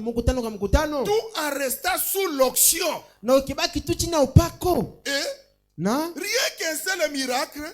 Na hakuna hata muujiza moja. Rien qu'un seul miracle. Muujiza moja tu a affaibli Jésus. Ikamuzofisha Yesu. Quand la femme a touché son vêtement. Wakati yule mwanamke alipogusa vazi lake. Mais moi toi nabi Branham ndenge yokasi. Osebe n'onction, osebe na force. Or que moi si asimbaka Yesu alembi. Banaruza ndugu Branham, namuna gani huko na nguvu kuna upako ijapokuwa mwanamke mmoja akagusa Yesu na Yesu akachoka. On a yo secret za nini? Wewe siri yako ni nini? Est-ce que vous voulez la réponse de Branham? Unapenda jibu ya ndugu Branham? Écoutez. Musikie. Il a dit. Akasema, je vous vois rester 1 heure sous cette onction. Mina konaka unabaki saa moja chini ile upako. J'ai dit. Nikasema, j'aimerais vous le dire. Nilipenda nikuambie. Voici s'il quoi c'est la réponse. Uone juu ya nini ile inakaa. Il ne veut pas que je dise cela. Yeye hapelaki niseme ile. Mais mon frère. Lakini ndugu yangu. Qui est assis ici. Mwenye naketi hapa. Jeune guard. Ce garçon. Ule kijana ule. Ne touche ni au pain. Hagusaki hata mkate. Ni à l'eau. Ama maji. Pendant des jours. Muda masiku. Il jeûne et prie. Anafunga chakula na kuomba. Voici Patile qui est assis ici. Uone Patile mwenye naketi hapa. C'est autre frère. Ule ndugu mwingine. Qui est assis ici à côté de lui. Mwenye anakaa pembeni yake pale. Ces hommes. Wale watu wale wanaume. Se couchent sur leur visage. Wanalaliaka sura yao. Sans manger ni boire. Pasipo kula makunywa. Quand je suis dans les réunions. Ninapokuwa katika mikutano. Priez pour moi. Wakiniombea mimi. Voilà d'où cela vient. Wale kwenye natokaka. Alléluia. Alléluia. Quelquefois nous les tonoristes on a mal prêché. Sisi watu wa minguru tusahubiri mubaya. Que Dieu nous aide. Mungu atusaidie. Bon frère Daniel, moi je dois enseigner. Toi tu restes 3 jours sans manger. Ndugu Daniel menda hubiri. Ubaki siku 3 pasipo kula. Tokomona soiba utobokimate. Tutona kama watu watakimbia hapa. Anapenda mimi nikufe hapa. Les secrets de Branham. Siri ya Branham. On a parlé ici de deux femmes. Walizungumza hapa wanawake wawili. Je vous dis dans mon cœur, je pensais que oh Dieu, si c'était ces deux femmes dans cette église. Kama niko na wale wanawake wawili mwa hii kanisa. Mais lakini il n'y a pas d'inspiration. Hakuna pulizio. Tokozonga na pentecotisme. Tutarudia sasa mkipentekoste. Tokozonga na pentecotisme. Tutarudia mkiporo. Alobi yango de secret. Anasema ile ndio siri. S'il n'y avait pas quelque chose comme cela, kama hakuingwa kitu kama kile, je m'effondrerais. Na mie pale kabisa nitaregea. Vous écoutez Branham? Un prophète, nabii. Mais son énergie, lakini nguvu yake vient des frères qui jeûnent pour lui. Inatoka kwa ndugu wanaomfungia chakula. Yango to komi na balosambo moko ya ba feneya. Tutakuwa na kanisa ya bagoigoi. Ezabeto yei to zongi. Wakati tunakuya tunarudia iko tuma haleluya. Na watu tama nasema. Mais vous qui parlez des promesses. Ni ambao mnazungumzia mahali. Ne avancez pas. Kwa nini msonge mbele? J'ai compris le secret. Nishaelewa siri. Nous sommes des paresseux, des négligents. tuko wavivu, watu ya kudharau. Nous n'avons pas de vitamines. Hatuna mavitamini ya kiroho. Écoutez d'abord. Msikie kwanza. Nous allons retourner là où nous étions. Tutarudia tukupale kwa tulikuwa mbele. Prenons le consolateur. Tukamata yule mfariji. Est-ce que quelqu'un me comprend bien? Unanielewa mzuri? Seigneur, Bwana, que je ne termine pas l'année nisimalize mwaka comme un insensé. kama vile mbumbafu. C'est ce que je veux que votre conscience puisse dire. Je mimi napenda dhamiri yenu ipate kusema. Est-ce que ça enseigne quelqu'un? Je kuna mfunja mtu huyu mahubiri. Prenons le consolateur. Tukamate yule mfariji. Prêché le 1er octobre 1961. Ilihubiriwa siku ya kwanza Oktoba mwaka 1961. Commençons au paragraphe 68. Tuanze kwa munu kwake 68. Est-ce que ça réjouit quelqu'un? Iko nafurahisha mtu hiyo mahubiri? Ça me réjouit. Mimi nanifurahisha. Parce que là où je marchais comme un fainéant, Bali kwa nilipotembea sasa vile c'est Dieu qui est en mgoigoi. train de me réveiller. Ni Mungu ndiye kunaniamsha. Alléluia. Amen. Eh bien, Lovema. nous avons une responsabilité sacrée. Tunayo jukumu takatifu. On a prêché sur la responsabilité, Tukahubiri mais kuhusu maintenant jukumu. c'est une responsabilité Sasa sacrée. iko jukumu takatifu. Vous savez ce qu'est une responsabilité. Mnajua kama jukumu ni nini? Et nous avons un héritage. Na tunayo urithi. Un héritage Urithi que nous avons acquis ambayo tuliipokea en tant qu'enfants qui croient. kama vile watoto wanaoamini. C'est une responsabilité sacrée. Ni jukumu takatifu. Et cette responsabilité Na sacrée, hiyo jukumu takatifu ainsi que notre héritage sacré, na urithi wote takatifu c'est la parole de ni Dieu. neno la Mungu. Acclamez le Seigneur. Tushangilie Bwana. Toute la parole de Dieu Neno lote nzima la Mungu qui nous a été donnée. lililotupewa, La parole elle-même neno lao lenyewe est la vitamine. ni vitamini. Acclamez la vitamine. Tushangilie vitamini. Oh, nous manquons les protéines. Tunakosa maproteini. C'est pour cela que nous sommes des cochorcors Ndio spirituels. maana tuko na bwaki ya kiroho. Les cochorcors. Tunakuwa na Les mabwaki. gens ne veulent pas jeûner, Watu hawapendi ne kufunga, veulent pas prier, hawapendi kuomba veiller. na kukesha. En molimo, Kiroho les cochorcorés. wanakuwa watu wa bwaki. Koleka toute la journée. Kupita pita mchana wote nzima. Téléphone, Simu, mosala, kazi, oyo, kitui, oyo. kitui. Prie le temps pour le Seigneur. Kamata ombea, kamata wakati kwa ajili ya Bwana. Hein? Prie le temps pour le Seigneur. Kamata ombea wakati wa Bwana. L'héritage c'est la parole. Urithi ni neno. Alléluia. Amen. Qui nous donne la vitamine. Na tupatia Est-ce vitamini. que vous comprenez? Je mnaelewa? Est-ce que vous comprenez? Mnaelewa hiyo? La parole Neno nous donne la vitamine. inatupatia vitamini. Oh, dans shanga. Shanga. Vitamine wana. Hiyo vitamine Eko sala tebiso peto nenepa. iko unaacha na sisi tunenepe. Boso le ipo yanjoto. Mshakula chakula mwili Boso siku. nenepi mingi. Mshanenepa sana. Yangoto ko bosakoli Hapa tunasema nabii. Nenepo yanjoto mingi. Kunenepa ya mwili Eko komisa moto goigoi. iko unaacha mtu anakuwa goigoi bumbafu. Mais Lakini la nourriture de Jésus, chakula cha Yesu c'était le jeûne. ilikuwa kufunga chakula. C'est ce qui lui donnait la force. Ndio kunampatia nguvu. Bon, ton n'est pas pe na molimo. Tunenepe pia mkiroho. Est-ce que frère Branham me dit ça? Ndugu Branham anasema hiyo.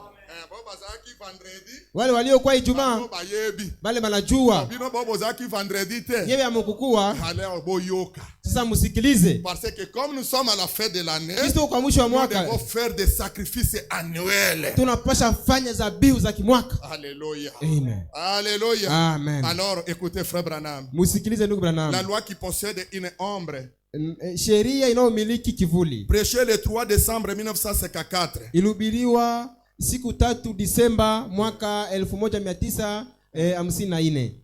C'était comme le mercredi. Leo kasa vile siku Aujourd'hui, 3. nous sommes le 7, il n'y a pas de problème. Leo tuko siku ya 7 hakuna shida. Est-ce que nous sommes ensemble? Tuko pamoja. Alors, Alafu remarquez, tambueni un agneau mwana kondoo chaque année. kila mwaka. Les gens venaient Watu walikuwa et wanakuja donnaient une offrande walikuwa wanapana sadaka chaque année. kila mwaka.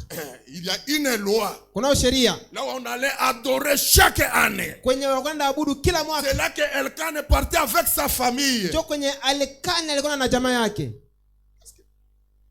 Paragraphe 39 39 à 40. chaque année, kila mwaka les gens venaient watu walikuwa et wakikuja, donnaient une offrande. walikuwa wanapana sadaka Chaque année, kila mwaka. ils se souvenaient du péché. Walikuwa nakumbuka dhambi zao, Mais lakini cet homme, ule mtu après qu'il a offert son sang, kisha kupana damu yake, s'est assis à la droite de la majesté divine, akaikala kwa ukoo kwa mkono wa kuume dans les lieux wa très Mungu, hauts, mahali pa juu, et a mené à la perfection akaleta katika tout ukamilifu croyant qui est né de nouveau kila mwamini yote aliyezaliwa de upya l'Esprit de Dieu. kwa roho ya Mungu. Alléluia. Amen. Nous, chaque année, Sisi kila nous ne mwaka faisons pas l'offrande pour nos péchés. hatufanyizi yake sadaka dhambi Parce zetu, que la mort de Jésus kwani kifo cha nous Yesu a pardonné une fois pour toutes. kisha tusamehe mara moja kwa Mais yote. chaque année, Lakini kila nous mwaka pouvons faire tunapaswa les fanya offrandes d'action de grâce. tutafanya hiyo sadaka za shukurani. C'est pour cela que les gens s'échangeaient même des dons. Ndio maana watu walikuwa wanapatiana mazawadi, On donne des dons au pasteur. wanapatiaka zawadi Comme le mchungaji, pasteur Gilles a prêché. Que Dieu jinsi vous bénisse. mchungaji jina lihubiri. Mungu akubariki. Ula mobimba yo kolia biloko. Mwaka mzima huko nakula chakula Mais wewe peke. ton pasteur qui te donne la nourriture spirituelle. Mchungaji wako anakupatia nani chakula ya kiroho Mbula mobimba. mwaka mzima. Yo sombi soki vende saki ya loso. Ushauza masaki 22 ya Mais tu mchele, ne donnes pas ton pasteur même un sac. hata saki moja uletee mchungaji. Il y a aussi des écritures. Kuna pia maandiko Là où le prophète dit, kwenye nabii anasema, quand toi tu manges, wakati wewe est-ce unakula, que tu te poses la question, je que ushajiuliza, mon pasteur mange quoi? je mchungaji wangu kwa hiyo wakati kunakula nini? Quelqu'un a déjà entendu cette citation? Mtu ashasi ile mnukuu, ndio Hein? Quelqu'un a déjà entendu ça? msasikia hiyo mnukuu hiyo mtajo, msasikia? Qui n'a pas entendu ça? Mwenye asikieka ni nani? Bon, tokoluka yangu. Tutatafuta. Alors, Alafu mais il nous a amené à la perfection. akatuleta Ce katika n'est pas là où nous sommes aujourd'hui. hayo kwenye tuko leo pale. Assis à la droite divine dans les lieux très hauts. Anakaa kwa mkono wa Et a kuume amené à la wa perfection kiungu, tout croyant. akaleta ukamilifu kila mwamini nouveau de l'Esprit de yote Dieu. aliyozaliwa kwa Roho Dieu Mtakatifu. a rendu parfait pour toujours Mungu kamfanya mkamilifu milele ceux qui yote, sont sanctifiés à Jésus-Christ. wale wanaotakatisika katika Kristo. Amen. Amen. Amen. Amen. Oh là là. Lo jameni, De quoi avons-nous peur? tunaogopa basi nini? Pourquoi vous inquiétez-vous? Kwa nini mnanungunika? N'écoutez pas ce que le diable a dit. Msisikilize vya Voyez kusema. ce que Dieu dit. Nyewe muamini venye Mungu anasema tu. Alléluia. Amen. Oh, réjouissez-vous. Oh, Eh mfurahi. bien, Lo vema. comment puis-je être parfait? Namna gani nitakuwa mkamilifu? Je ne pourrais pas être parfait. Singelikuwa Vous ne mkamilifu. pouvez pas être parfait. Hamwezi kuwa wakamilifu. Mais Dieu Lakini ne Mungu regarde pas à nous. hatutazamiake sisi. Acclamez le Seigneur. Amen. Tout ce que nous avions commis de faiblesse, Yote tunayokuwa kama nayo madhaifu, Dieu ne regarde pas à nous. Mungu hatatazamake. Il regarde à Jésus. Atazamaka ndio Yesu. Mais toi, Lakini wewe regarde à Jésus. tazama Yesu. Viens te repartir. Pia tubu. Alléluia. Amen. Oh, Dieu soit béni. Bwana Mungu Il abariki. a pris ma place. Alikamata nafasi Il yangu. a pris notre place. Akamata nafasi Est-ce yetu. que c'est la vérité? Ni ukweli hiyo. Il est mort pour nous sauver. Akatukufia. Il a souffert kwa pour nous kutuokoa. sauver. Akateseka kwa Il est kutuokoa. mort de chagrin Akakufa na pour uchungu. qu'il prenne ma place. Ila akamata nafasi Il yangu. était devenu moi Akakuwa pour mimi que moi je devienne lui. ili mimi nikuwe yeye. Il était devenu pauvre Alikuwa pour masikini que moi je sois riche. ili mimi nikuwe Il mtajiri. était dépossédé de tout. Yeye akapora vyote, On lui a laissé nu akamwacha uchi pour que moi en lui ili mimi ndani je mwake possède toutes les choses. nimiliki mambo yote. Et vous connaissez que nous possédons toutes les choses. Mnajuaje tunamiliki mambo yote? Alors si c'est lui qui nous donne toutes les choses, Kama basi yeye anatupatia mambo yote, ndenge nini biso topimela? kwa nini basi sisi tumuime? Oh, que Dieu nous aide. Bwana Mungu atusaidie basi. Alléluia. Amen. 40. 40. Écoutez. Musikilize. Oh, Lo, comme j'aime cela. jinsi mimi napenda hiyo. Ce sont des bonnes vitamines. Ni vitamini mzuri sana. Alléluia. Amen. Ce sont des bonnes vitamines. Ni vitamini mzuri sana. Spirituellement parlant. Kwa kusema vile kiroho. Vous savez, Mnajua cela hiyo vous fait grossir. inakunenepesha. Ndio. Tonenepi na njoto. Tunanenepa mkimwili. Mena molimo. Lakini mkiroho est-ce que tokonenepa? chetu kunanenepa. Faites attention parce que c'est comme moi fier. Ona mtu anatembea kabisa na kujivuna. Mtu kabisa kuna zinyonga nyonga, iko na zinyonga nyonga, iko na zinyonga nyonga. Sir. Dada. Unanenepa? Ushanenepa? Iko tu neema ya Mungu. Iko tu neema ya Mungu. Waso kama tabalo babongo. Mtasikia vitu wanasema vile. Ndio babo sembote. Nani waso kama tabalo babongo eh? Amesikia mtu anasema vile. Iko tu neema hii. C'est la grâce. Yakazi neema na Mungu amepa na mafuta hayo. Unafikia kwamba neema ya Mungu iko mafuta ya mwili. Est-ce que molimo enenepi? Je, roho yako inanenepa? Alléluia. Amen. Or que dans le corps, isapokuwa ndani ya mwili nous avons beaucoup de cochons corps. Tuna bwaki mingi. Écoutez maintenant la différence. Tazameni sasa utofauti. Oyo ya konenepa ya nzoto na ape konenepa ya molimo. Ya kunenepa mkimwili na kunenepa mkiroho. Branham azé matata. Branham iko matata banduku. Convaincu et puis concerné. Kuhakikishwa na kisha kuhusika. Tu prends la voix de Dieu. Sauti ya Mungu. Shekina publication. No, Shekina. Prêcher le 21. Ilihubiriwa siku 21. 5e mois 1962. Mwezi Mei mwaka 1952. Kolinga biroko mingi. Musipende chakula mingi. Na viko naipitiza hata kwenye mtandao. Kukula mingi nayo itaua. Dokta ni hivyo. Usitiki na bongo kama ni bongo nasema ni bongo. Kukula mingi na iko naribisha. Paragraphe 10. 10 munuku wake. Est-ce que nous sommes ensemble? Tuko pamoja. La différence utafauti konenepa na njoto na oyo ya molimo. Ya kunenepa mkimwili na kiroho. Aujourd'hui, leo nous voyons cependant que tunaona kwamba les gens s'en éloignent. Watu wako wanajitenga mbali. Ils s'éloignent de la parole. Wanajitenga toka mbali na neno. Ils perdent l'intérêt. Wako napoteza faida. Papa. Baba. Or que quelques fois par semaine, Samwa kwa wiki. Nous avons kirte combien de fois? Tuna ibada mara ngapi?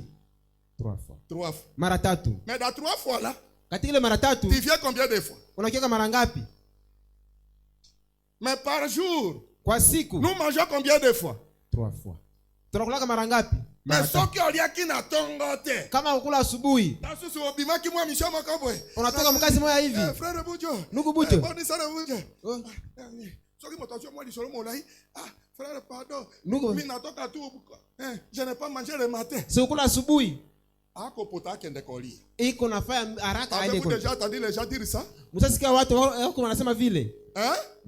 Est-ce que boyoka kayango? Mnasikiaka? Bon, na molimo. Mkimwili. Est-ce que boyoka kafe yango? Na pia mnasikiaka? Savez-vous que notre prophète Mnaona kama nabii wetu a prêché la nourriture chakula ya kiroho spirituelle au temps convenable. Kwa wakati unaofaa. Est-ce que oliaka yango? Unaikulaka? Oya molimo ya kiroho ba perdre intérêt na yako. Watu wanakosa faida yake. Écoutez, ils perdent l'intérêt. Wanapoteza faida yake. On dirait ni kama vile qu'on y accorde plus beaucoup d'intérêt. Watu hawaijali tena. C'est pour ça. Est-ce que tu étais à l'église? Je, ulikuwa kanisani? Isha kwa tena shurti na. Makona ningi kwa kene nake. Siku napenda mimi naenda. Kama siende basi niko vile na mashughuli za kufanya kama siende. Ushughulike na kazi, usiposhughulika na kazi kila siku nakulaka. Unaona kwamba ni shurti ya kila siku. Lakini ya kiroho tushapoteza kabisa faida yake. Bwana unisaidie. Tout ce que je donne l'intérêt aujourd'hui. Yote ambayo napana faida yake leo. Laissé un jour. Siku moja itachiwaka hapa. Et on va m'appeler pauvre. Na siku moja watanitaka masikini. Mais c'est que je nourris mon âme. Lakini nayo ambayo nalisha nayo roho yangu. C'est pour la vie éternelle. Kwa ajili ya uzima wa milele. Alléluia. Amen. Nous trouvons cela même parmi nos gens. Na tunakutainisha ile hata katikati ya watu wetu. Est-ce que vous suivez? Amen. Les gens. Watu. Les gens du plein évangile. Watu wa injili tosha. Que nous en sommes au point où na tunakuwa kwa nukta ambamo nous sommes tushakuwa. Nous sommes quoi? Tushakula chakula mingi sana. Nous sommes sirarimatés. Tushakula sana. Mchoma. Mchoma. grillé. Ile nyama kuchomewa. Frite. Nous sommes suralimentés. Tushakula sana. Écoutez. Eh bien, lovema. Une personne mutu qui est suralimenté mwenye anakula sana devient engourdi. Anakuwa engourdi. Engourdi. Akomi jololo. Muvivu. Akomi kilo. Anakuwa kilo. Akomi ata mombo na biloko. Anakuwa ata mtume wa chakula. Kama sikule roho kunapepuka, roho kunapepuka. Avez-vous entendu les gens dire ça? Nasikia watu wanasema vile. C'est pour cela les gens sont engourdis. Ndio maana watu washakuwa engourdis, washachoka sana. Akomi kilo. Ashakuwa kilo. Akomi jololo. Ashakuwa jololo. Il n'est plus spirituel. Haiko tena wa kiroho. Sont engourdis. Engourdis te. Haiko tu engourdis peke yake. Paresseuse. Washakuwa kabisa wavivu. Docteur natuna kiyo ozai kobanga koba sikoyo brana masaye ipana. Brana masa tukuyia wewe ndio utaka kuogopa. Notre ami médecin, rafiki yetu mganga qui est là, mwenye iko pale, peut vous le rassurer. Ataweza kuhakikishia nayo. Si vous avez trop mangé, kama ulikula sana, et je pense que nous les pentecôtistes, nous avons trop mangé. Tushakula sana. Nous avons vu beaucoup de grandes choses. Tusha mambo makubwa mengi sana. Au point que c'est devenu ordinaire pour nous. Ishakuwa ya kawaida kwetu. Vous voyez? Les choses de Dieu n'ont plus d'intérêt. Havina tena faida.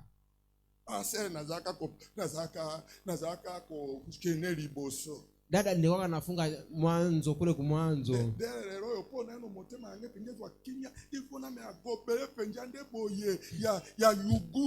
Sasa leo juro yangu sasa juro yangu ikwe itulie inoba nikunye lukopo la yuguru. Ndio sasa tunapamela kwanza na kanguvu moya hivi. Wakati afika wakati ya kuomba unaenda horota. Wale watu wanahuruta kabisa. Vitamine spirituelle c'est ici. Vitamine ya kiroho haiko tena. Est-ce que vous comprenez? Mnaelewa? Njo tuekonda. Amwata ya mwili njo igonde. Na molimo na lakini muroho ni nenepe. Yangonde kwa yembi. Ndio maana ndugu moja lemba. Bambo mibale na pembe pe ya mwindo bazaliko bundae. Imbwa mbili ya mweusi na mweupe viko napigana. Nani atashinda vita? Oyo leisaka mingi. Mwenye nakulishaka mingi. Njoo mtashinda. Vous connaissez ça? Mnajua hiyo? Oleisaka wapi mingi? Unakulishaka ya wapi mingi? Mais Genobia anasema akolia te hata kula. Akolala njala. Akolala njala. Akolia te hata kula. Meyo. Lakini wewe papa. Oh baba. Oze na mino bukandika. Nalia na ino nalia. Mimi nakula. Yaka na grillé. Yango opesa likabote opesa. Kuya na nyama ya grillé na sadaka utale. Soki 20 francs. Soki 500 francs obwaki na ikabo. Unacheka kukanisa na 500 francs ni tia msadaka. Njoka ijapo par jour okolia grillé ya 2000 francs. Ijapo kwa siku unakula michomo ya 10000. Na ba tata na ba mama bakoma kolia biloko mosika ata na mabota na bango. Na ba mama na ba baba wanakula chakula mbali na manyumba hapo. Ili roho ikwe kalme. Wakasema funga chakula. Pale hapana. Tutafunga chakula hii mwaka nayo kuya kama Mungu anatusaidia. Ili twende mbali. Alafu prenons le Corinthiens livre de correction. Tukamate wa Korinto kitabu cha masahihisho ili nimalize mbio. Natanga des citations. Omoni ba voto salaka kikolo je générerai, je prierai, je ferai ceci. Nitafunga chakula, nitaomba, nitafanya hivi. Mais malgré tout, lakini japo yote tu ne fais rien. Haufanya lolote. Mais Dieu riche en miséricorde. Lakini Mungu mwingi wa rehema. Il continue à te garder, à te protéger, kukukinga, à te bénir, kukubariki, à garder ta famille, kulinda jamaa ta yako, femme, ton mari, tes enfants. Dieu te fait toujours du bien. Mungu anakufanyia mema. Acclamez pour le Seigneur. Mshangilie Bwana. Il ne regarde même pas ton égoïsme. Haangalia katika kujipendelea Il yako ne mwenyewe. regarde même pas comment tu es insensé. Haonaki namna gani usiku mpumbafu. Mais il dit ma fille. Anasema binti wangu. Mon fils. Mwanangu. Change ta façon de vivre. Badilisha namna yako ya kuishi. Alléluia. Amen. Change ta façon de vivre. Badilisha namna yako ya kuishi. Corinthiens livre de correction. Wakorintho kitabu cha masahihisho. Corinthiens livre de correction. Wakorintho kitabu cha masahihisho.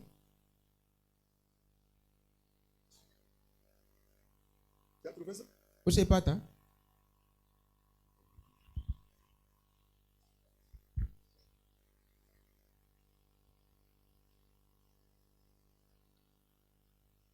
Corinthiens livre de correction.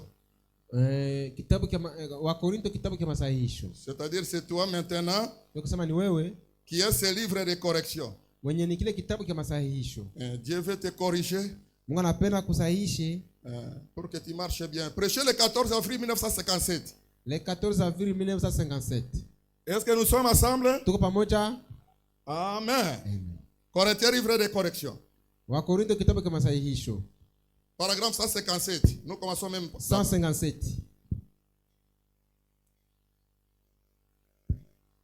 Frère Branham dit ceci. Branham anasema hivi. Est-ce que vous suivez? Muko mnafuata? Nous entrons dans cette semaine. Tuliingia katika hiyo wiki où nous célébrons le vendredi saint. Kwenye tuko na sherekea siku ya tano takatifu. Bon, c'était la semaine de Pâques, mais pour nous ici c'est la semaine de la fête de l'année. Iliwaka wiki wa Pasaka, hapa kwetu ni wiki wa mwisho wa mwaka. Même si au cours de cette année, hata kama kwa hiyo mwaka, nous avons pu être loyaux envers l'église, tulikuwa wapendelevu kwa kanisa, même si nous avons pris la communion, hata kama tulifanya ushirika, même si nous avions crié, hata kama tulilalamika, même si nous avions fait beaucoup de choses, hata kama tulifanya mambo mengi, mais lakini oh Dieu, oh Mungu, baisse ton regard dans nos cœurs. Shusha macho yako katika mioyo yetu. Mais le vendredi on avait vu, il n'y a pas moyen de grandir. Hakuna namna ya kunenepesha. Oh Dieu, lo Mungu, baisse ton regard dans nos cœurs. Shusha macho yako katika mioyo yetu. Je parle de ce qui me concerne. Ninazungumzia yale yanayonihusu. Quand nous prêchons ici, tunapohubiri hapa, ne prêchez pas vous seulement, nous aussi nous prêchons. Nasi pia tunahubiri. Alléluia. Amen. Ce qui me concerne. Ile ambayo inanihusu. Regarde dans mon cœur. Tazama ndani ya moyo wangu. Et dans le cœur de ces gens si ce matin. Na katika mioyo ya watu ya asubuhi leo. Et sonde-nous Seigneur. Tuchunguze Bwana. S'il y a quelque chose qui prend la place de Christ. Kama kunayo kitu kinachokamata nafasi ya Kristo. Oh Dieu. Lo Mungu. Ôte cela. Ukitoshe. Alléluia. Amen. Si c'est la paresse, kama ni uvivu, nous qui avons sur l'alimenter, sisi watu chakula sana, nous sommes devenus engourdis, tushakuwa kilo, paresseux, wavivu. Oh Dieu, lo Mungu, si c'est la paresse, kama ni uvivu, ôte ça dans mon cœur. uitoshe ndani ya moyo wangu. Alléluia. Amen. Si c'est la paresse, kama ni uvivu, est-ce que nous sommes ensemble? tuko pamoja. Si c'est simplement une faiblesse, kama tu ni udhaifu, si quoi que ce soit puisse être, kama ni kitu haizuru gani, je ne sais pas, sijui. mais oh Dieu, lo Mungu, ôte cela de nous. ukitoshe ndani mwetu. Oh, lo, nous ne voulons pas être rejetés. hatupendi kutupiliwa. Juste ici au moment de la bataille, mpaka katika hiyo vita, rejeté par Dieu, kutupiliwa na et Mungu, devenir son ennemi, na kukuwa adui wake, parce que tu lui as fait des sacrifices des insensés. kwani umemtolea dhabihu ya ubumbavu. Je ferai et tu n'as rien fait. Nitafanya lakini hakuifaa. Seigneur, ôte ça. Bwana uiondoe. Oh Dieu, lo regarde dans nos cœurs, tazama ndani ya moyo yetu, sonde-nous par ton Saint-Esprit, utuchunguze kupita Roho Mtakatifu et yako, relève-nous. na utuinue. Il y a les gens qui veulent se relever ici. Kuna watu ambao wanapenda wainuliwe. J'étais tombé, Seigneur. Nilianguka Bwana, Relève-moi. uniinue. J'étais rétrograde. Nilikuwa mrudi nyuma, ramène-moi. unirudishe. Oh, les rétrogrades, wale waliorudi ne nyuma, terminez pas l'année usimalize comme mwaka rétrograde. kama vile mrudi Sois nyuma, ramené. urudishwe. Toi qui es tombé, Ulianguka, ne termine pas l'année usimalize en mwaka état par terre. ukiwa chini. Relève-toi. Inuka. Baba, revenons Seigneur. utuinue Bwana. Ce matin, s'il y a quelques mauvaises choses en nous, kama kuna kitu kibaya ndani mwetu, s'il y en a, kama kiko, enlève cela, Père. ukiitoshe Bwana. Maintenant, Sasa nous déposons cela tunaweka hiyo sur l'autel juu ya madhabahu pour nous en aller, ili aller laisser là. ili tuache pale. Déposer ça ici. Tunaketia hapa. Alléluia. Amen. Et si c'est l'oisivité, Kama ni l'oisivité, ile wazivite, okomi biliki désert, unakuwa sa vile jangwa là où il n'y a plus rien. kwenye hakuna lolote. Si c'est la colère, Kama ni kasira, si c'est l'indifférence, kama ni kutokujali, si c'est la négligence, kama ni kudharau, négligence, kupuuzi, si c'est la négligence, kama ni kupuuzi, si c'est quoi que cela puisse être, ama ni kitu gani, si c'est la haine, kama ni chuki, si c'est la malice, kama ni ujanja, si c'est un conflit, kama ni ugogoro, si c'est kama ni quoi que cela puisse être, haizuri, kama ni kitu gani, oh Dieu, ôte cela de nous aujourd'hui.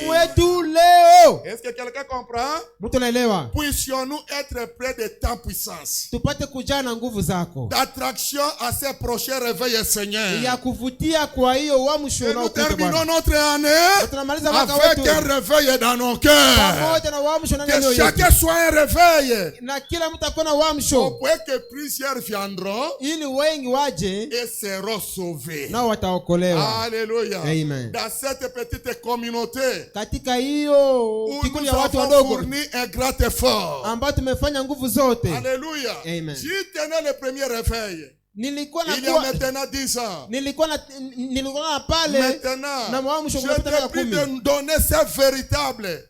Pardon? Je t'ai pris de nous donner ce véritable. Mimi napenda utupatie hiyo Véritable esprit dans nos cœurs. hiyo roho halisi ndani ya mioyo Et yetu, puis c'est cela sacré pour l'éternité. na ile pale kutiliwa nanga katika milele wote. Accorde-le, Seigneur. Uikubalie Bwana, Afin que ili nous nous examinions, tuzichunguze nous les mariés, sisi tuliofunga ndoa, la façon dont nous traitons nos épouses. namna gisi tunawatunza ama gisi tunawatendea bibi zetu. Combien nous sommes loyaux, Mara ngapi tu wapendelevu ou kwao, combien nos épouses ama mara ngapi nous sont loyales. wao wiko wapendelevu kwetu. Aujourd'hui, Leo nous ne connaissons pas les devoirs, hatujue mapasho, mais nous connaissons que les droits. tunajua tu mahaki Que zetu. Dieu nous Bwana Mungu aide. atusaidie. Et quand quelqu'un n'est pas conscient, Na kama mtu azamirike, c'est un grand problème. ni shida kubwa hiyo. Aujourd'hui, Leo Tshisekedi, Kisekedi Asala oyo Tshisekedi, anafanya hivi, Kisekedi Asala oyo Tshisekedi. anafanya hii Kisekedi, Et Branham dit, lakini Branham toi, tu anasema critiques beaucoup. wewe mwenyewe unasengenya sana. Toi, tu fais quoi? Sasa unafanyaka nini? Abraham Oh, asha na saini kuna kule. minere. Oh, asha pana maminere.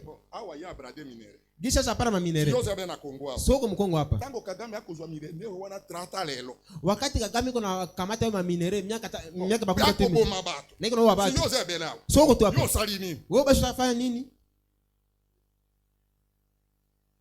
On condamne celui qui cherche à faire quelque chose. Uko na mhukumu mule mwenye unajaribu kufanya kitu fulani. Or que toi, Ijapo tu kwa ne wewe te connais même pas ce que tu es. haujui hata wewe uko.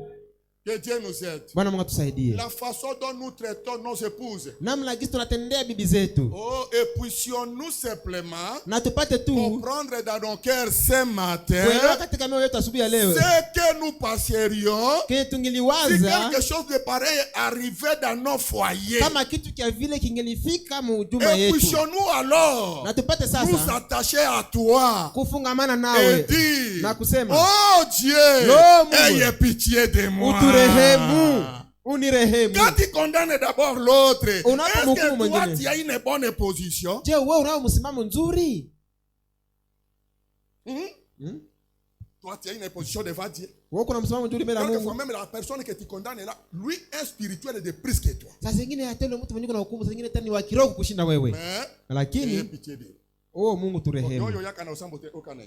Wewe mwenyewe mkanisa, sikia sasa. Oh, Lo, si votre femme kama mke wako ne venait qu'une seule fois par mois angelikuta tu mara moja kwa mwezi ou presque ama karibu mwaka moja, siku moja, pour simplement poser sa main kwa kuweka tu mikono yake sur la vôtre, juu yako et dire na kusema chérie, kipenzi, je t'aime. na kupenda. On était avec le frère Bujo hier quelque part. Tulikuwa na ndugu Bujo mahali fulani. On a causé avec une famille. Tulijungumza na jamaa moja hivi. Il est resté que maman et ses deux garçons. Alibaki tu mama na vijana wake wawili.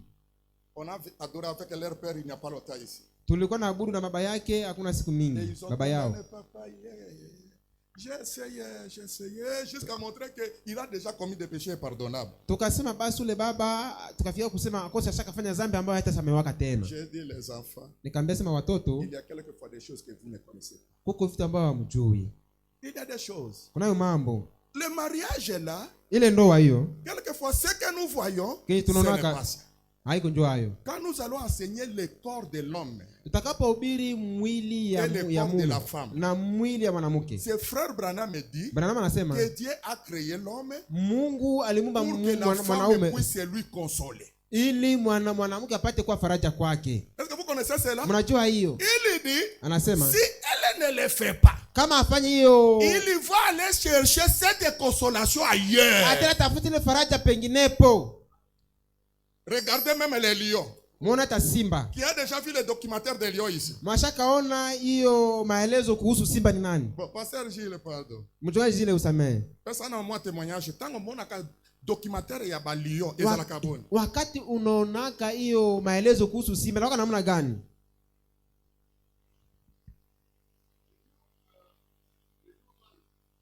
Hiyo dume ya simba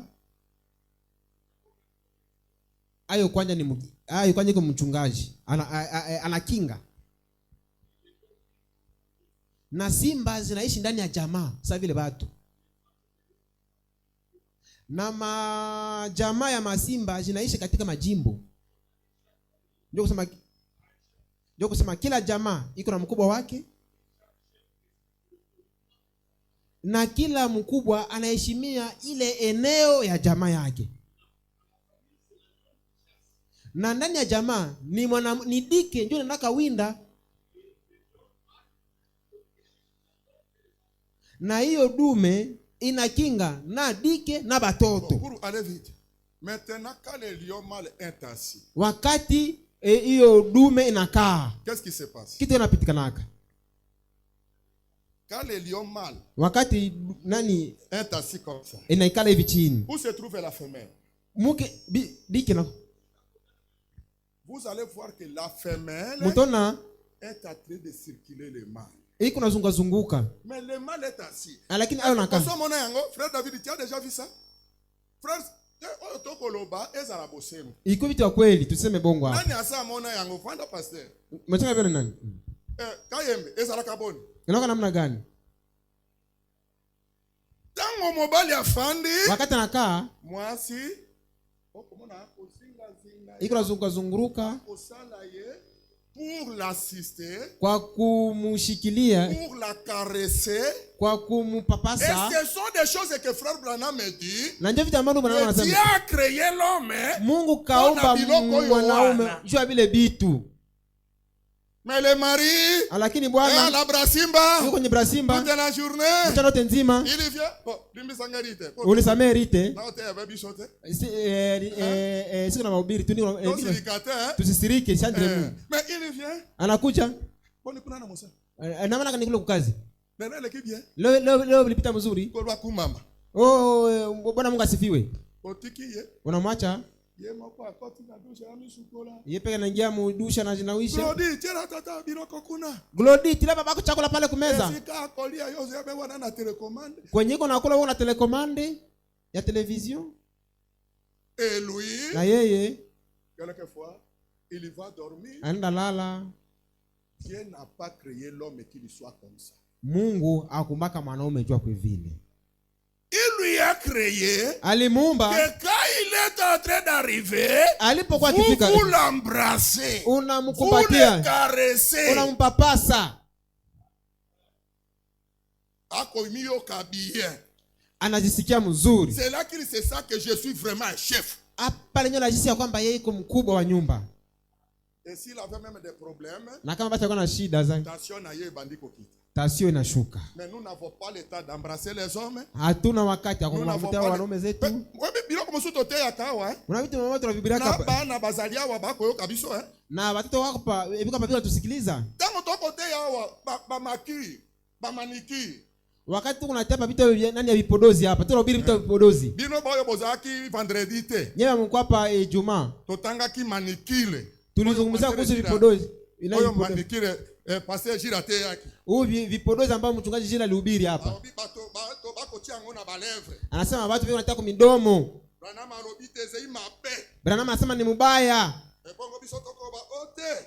Na sisi tunasema hapana. Totia couleur te toko tia ndebo ye ze clair. Hatuna tele ya marangi tunatanjo iko samai. Bon yango na tunaki motuna. Sasa nikauliza swali. Docteur yoza akite. Daktari wa kukua. Na tune su motuna ngolelo. Sasa ile swali tena nauliza leo. Mibali batiaka tiro nini babenga kangobodi. Bo babie, babenga kabodi. Je, batiaka rouge te. O bango bakotia ya clair. Komba ngoni. Brillant. Brillant Je, wanaume nini? Wanaume wanataka brillant, jua ni basi bino boko tia brillant pona nini? Nyemu kuna tia brillant jua nini? Na mbebu pona nini?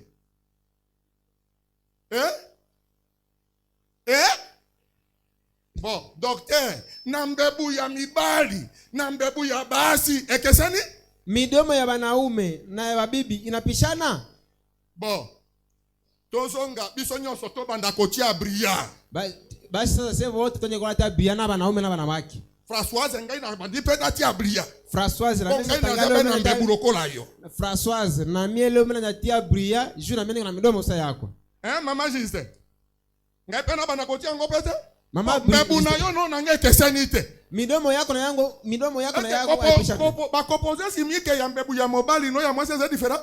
Je, midomo ya mwanaume na mwanamke zinatofautiana? Ziko tofauti?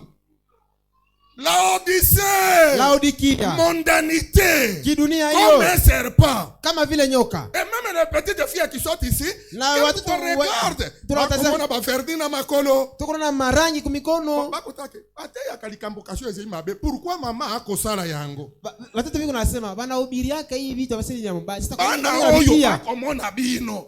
Watoto wako wanatazama. Et maintenant ces enfants. Sasa na wale watoto. Bino bokote ya bango nini? Nyinyi sasa mtabahubiri nini?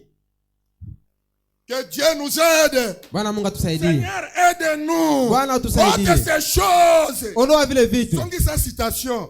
Tele munuku pale. Nous avons vu beaucoup de grandes choses. Tumeona mambo makubwa. C'était 61. 61. Je veux que nous terminons. Mimi napenda tumalize. S'il venait poser sa main sur votre et dire, anatia mkono yako na kusema, chérie, je t'aime. Kipenzi nakupenda. Puis s'en aller. Na kisha kwenda. Oh! Lo! Combien cela na mara ngapi ile donnerait l'impression italeta kama vile qu'elle me néglige. Kama vile ananizarau. Combien de femmes sont négligentes? Mara ngapi wanawake wote wako wapuuzi? Papa. Oh baba. Unakuja? Boni. Biko ae. Boni kuna na mosala. Kazi kule namna gani? Inapita mzuri? Okay. Anenda zake. Asa nisha mkumbatia. Nisha mpapasa, nisha mfariji. Bwana Mungu atusaidie. Nikasema watoto. Mambo mengine. Amanapitika mundoa. Nous ne parlons pas des causes. Sisi tuzungumuzi yake sababu yazo. Mais nous voyons des conséquences. Tunaona ndio matukio tu. La négligence. Ijapokuwa kupuuzi kitu. Amène beaucoup de conséquences. Inaletaka matukio mingi sana. Et ce que toi tu négliges ici aujourd'hui. Lakini uko unapuuza leo. Mais quand ça va produire les conséquences. Itakapozaa matunda yake. C'est là que Nasema lo. Elle me néglige. Ananizarau. Combien cela mara ngapi donnerait l'impression italeta vile kama quelque chose ne va pas. Kitu fulani kiendeki. Et Dieu, na Mungu, lorsque peut-être une fois le mois, wakati saa zingine mara moja kwa mwezi, une fois quand nous allons à l'église, ama mara tu tunapoenda kanisani, toi qui avais promis à Dieu que je serai chaque jour à l'église, kila siku nitakuwa kanisani, je te servirai jour et nuit, nitakutumikia usiku na mchana, même s'il y a un enseignement, hata kama kuna mafundisho, tu viens, unakuja, okay, kimia, unaenda kimia, tio tango kwa kuzonga, mpaka siku atarudiaka. Mais pour les choses du monde, Lakini kwa vitu ya dunia nous sommes fidèles. tunakuwa waaminifu. Mais quant aux choses de Dieu, Lakini kuhusu mambo ya Mungu nous sommes négligents. tunakuwa wazarau, wapuuzi. Or, Ijapo les choses du monde, vitu ya ulimwengu, vouloir ou pas, upendo ça va usipopenda rester. vitabaki. Et tu ne gagneras pas aussi le monde entier. Na dunia Jamais. mzima yote hautaiwinaka pana. Quelquefois tu deviens un esclave pour rien. Na saa moya unakuwa tu mtumwa kwa bure. Bokene na ba carrière, Mwende kule kwa mahariere, beaucoup tabato. mwende kutanisha watu kule. Nako lukavi. Ni unatafuta maisha. Ma fille Rita, na vita soko mona kibango kuna na baba vadili Sio kule baba nani kule baba badili. Pe on komona bato bakei na banini. Batoshe na bilongi. Huko na watu wanatembea na matorsho kwenye. Bakola na sena mabele. Wiko nalala chini ya udongo kule. Toko lukavi. Tunatafuta maisha. Bako sana 3 jours na sena mabele. Watu wanafanya siku 3 chini ya udongo kule. Babi bazupe lokote. Na bana tona wapate kule kitu. Watu vile sio wanaona. Mimi sadiki osomona bango. Sasa waona. Osomona bango. Ushaka baona. Baba susu basa sala fete bazupe lokote. Na vile washafanya miaka 20 na wapata kitu. Jusqu'à ce que Dieu nous pardonne. Mpaka Mungu atusamee tu. J'ai vu même des hommes de Dieu. Niona hata watumishi wa Ils Mungu sont allés mourir là-bas. na wakaenda kufia kule Ils ont makariere. fait des années là-bas. Walifanya miaka na Et miaka après kule. tout, ils n'ont rien. Na mwisho hakupataka kitu. Je suis arrivé même là-bas. Nikafika hata kule.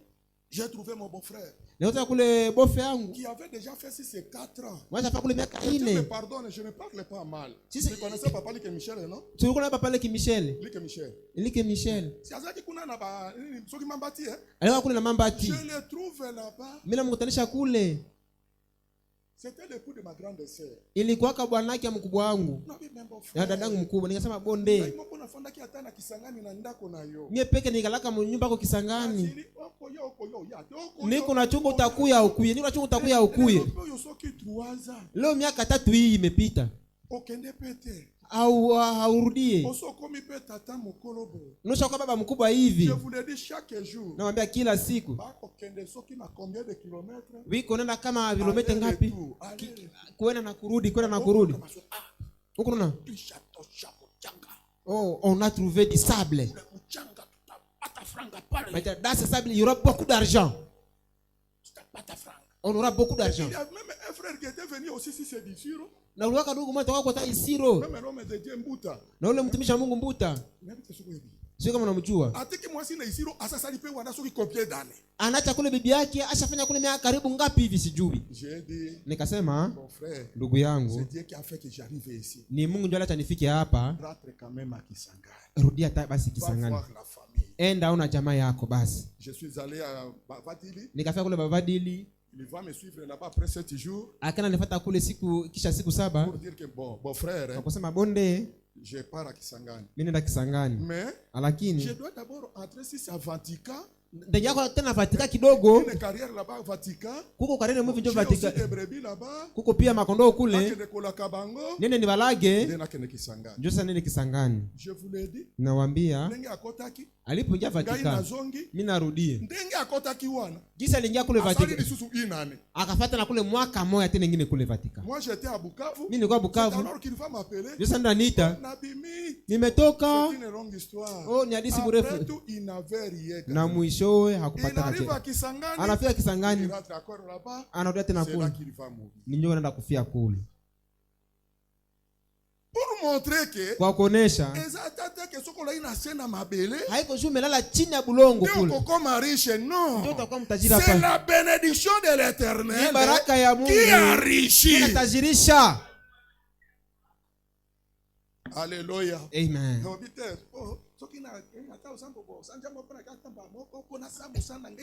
Haikusema bo hata kwa mwezi nitakwenda kukanisa mara moja ndio niko tajiri. Uko unatesekea bure.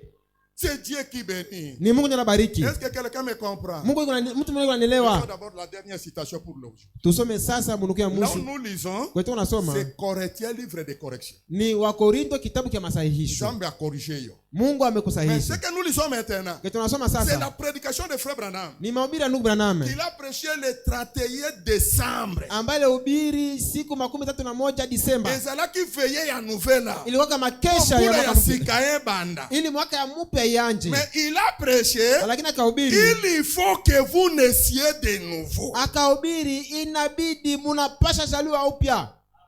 Pas seulement naître de nouveau, il faut. Asa ini mapashwa, munapashwa. Pasteur, Mchungaji, il faut lingiko batebon. munapashwa kusema ni obligation, ni shurti.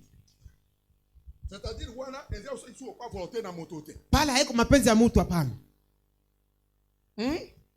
Ezia usiku volonté na motote. Pala haiko mapenzi ya mtu, haiko kutaka ya mtu.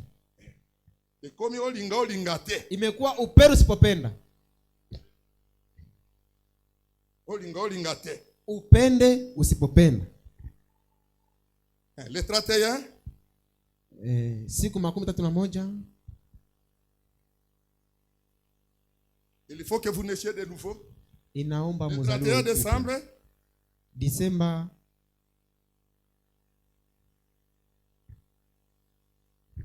je pense 1961. 1961. Est-ce que nous sommes ensemble? Amen. Tuko pamoja. Paragraphe 20. Munuku wake 20. 27 jusqu'à 23. C'est la prière de frère Branham. Ni maombi ya ndugu Branham. C'est que nous avions lu ici dans Corinthiens, livre de correction. Et tulisoma paka mkitabu c'est la prière de frère Branham. Kama maisha ni maombi ya ndugu Branham. Alors écoutez la prière. Musikie maombi. Tomata. Tupande. Donc ne soyez atati na nini? Na linge non, chacun d'entre eux non, tous sont bien nous na 20. Tout pendant quelque part na 20 un matin. Panda kidogo. Car nous serions vite mis dehors. Kwani tutatuliwa mbio haraka sana nje. Alors je ne crois pas que j'obtiendrai quoi que ce soit. Siamini kwamba nitapokea izuru kitu gani. De sa part, en me servant de mon nom. Nikitumikisha jina langu. Mais je sais que lakini najua kwamba lorsque je me sers du nom de son fils, ninapotumikia jina ya mwanae, c'est là que j'obtiens ce que j'ai demandé. Ni pale ndio nitapokea kenye niliomba. Car c'est à lui que je place ma confiance. Ni kwani ndani mwake ndio natia tumaini yangu yote. C'est à lui que nous avons la vie et l'être. Ni kwake ndio tunayo uzima na uutu. C'est-à-dire so tozali na bomo. Kama tuna uzima. Pe tozali bato. Na tuko na uutu. Ezali po na yote. Haiko juu yako hapa. Ezali nde po na Yesu Kristo. Iko juu ya Yesu Kristo. Acclamez le Seigneur Jésus. Tumshangilie Bwana Yesu Kristo. Et nous sommes reconnaissants ce matin. Na tunakuwa na shukrani asubuhi ya leo. Oh Dieu. Lo Mungu. Pour tout ce qu'il représente à nos yeux. Kwa yote anayowakilisha kwa macho yetu. Toute notre vie. Maisha yetu yote. Et tout notre être. Na utu wetu wote. Est-ce que quelqu'un reconnaissant à Jésus ici? Je, mtu una shukrani kwa Mungu hapa? C'est lui qui est toute notre vie. Yeye ndio uzima wetu. Et notre être. Na yeye ndio utu wetu. Soki yete ozalite. Kama haiko yeye wao kwake. Alléluia. Amen. Alors il continue. Anaendelea. Je te remercie. Ninakushukuru pour cette petite église. Kwa ajili ya kanisa ndogo. Oh, église, acclamez-vous. Oh, mujishangilie. C'est pour cela.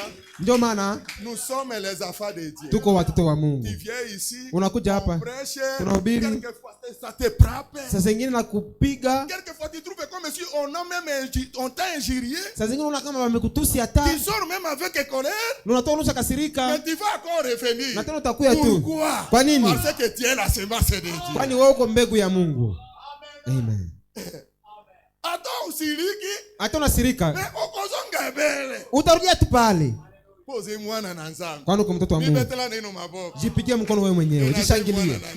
Amen. Alléluia. Amen. Et je suis reconnaissant de ce que le Saint-Esprit na niko na shukrani kwamba Roho Mtakatifu veille sur eux.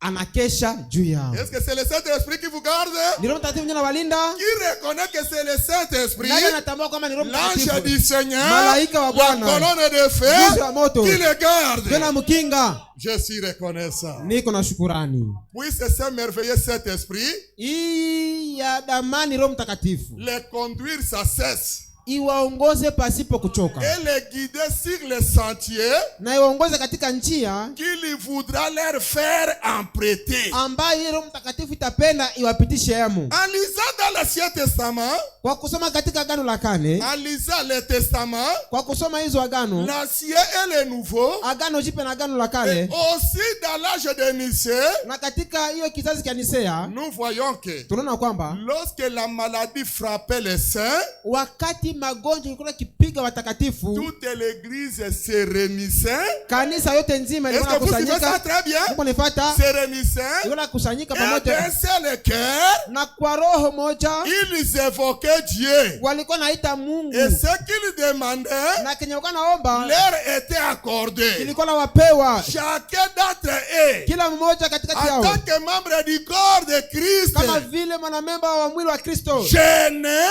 walikuwa akifunga chakula et priait. na kuomba.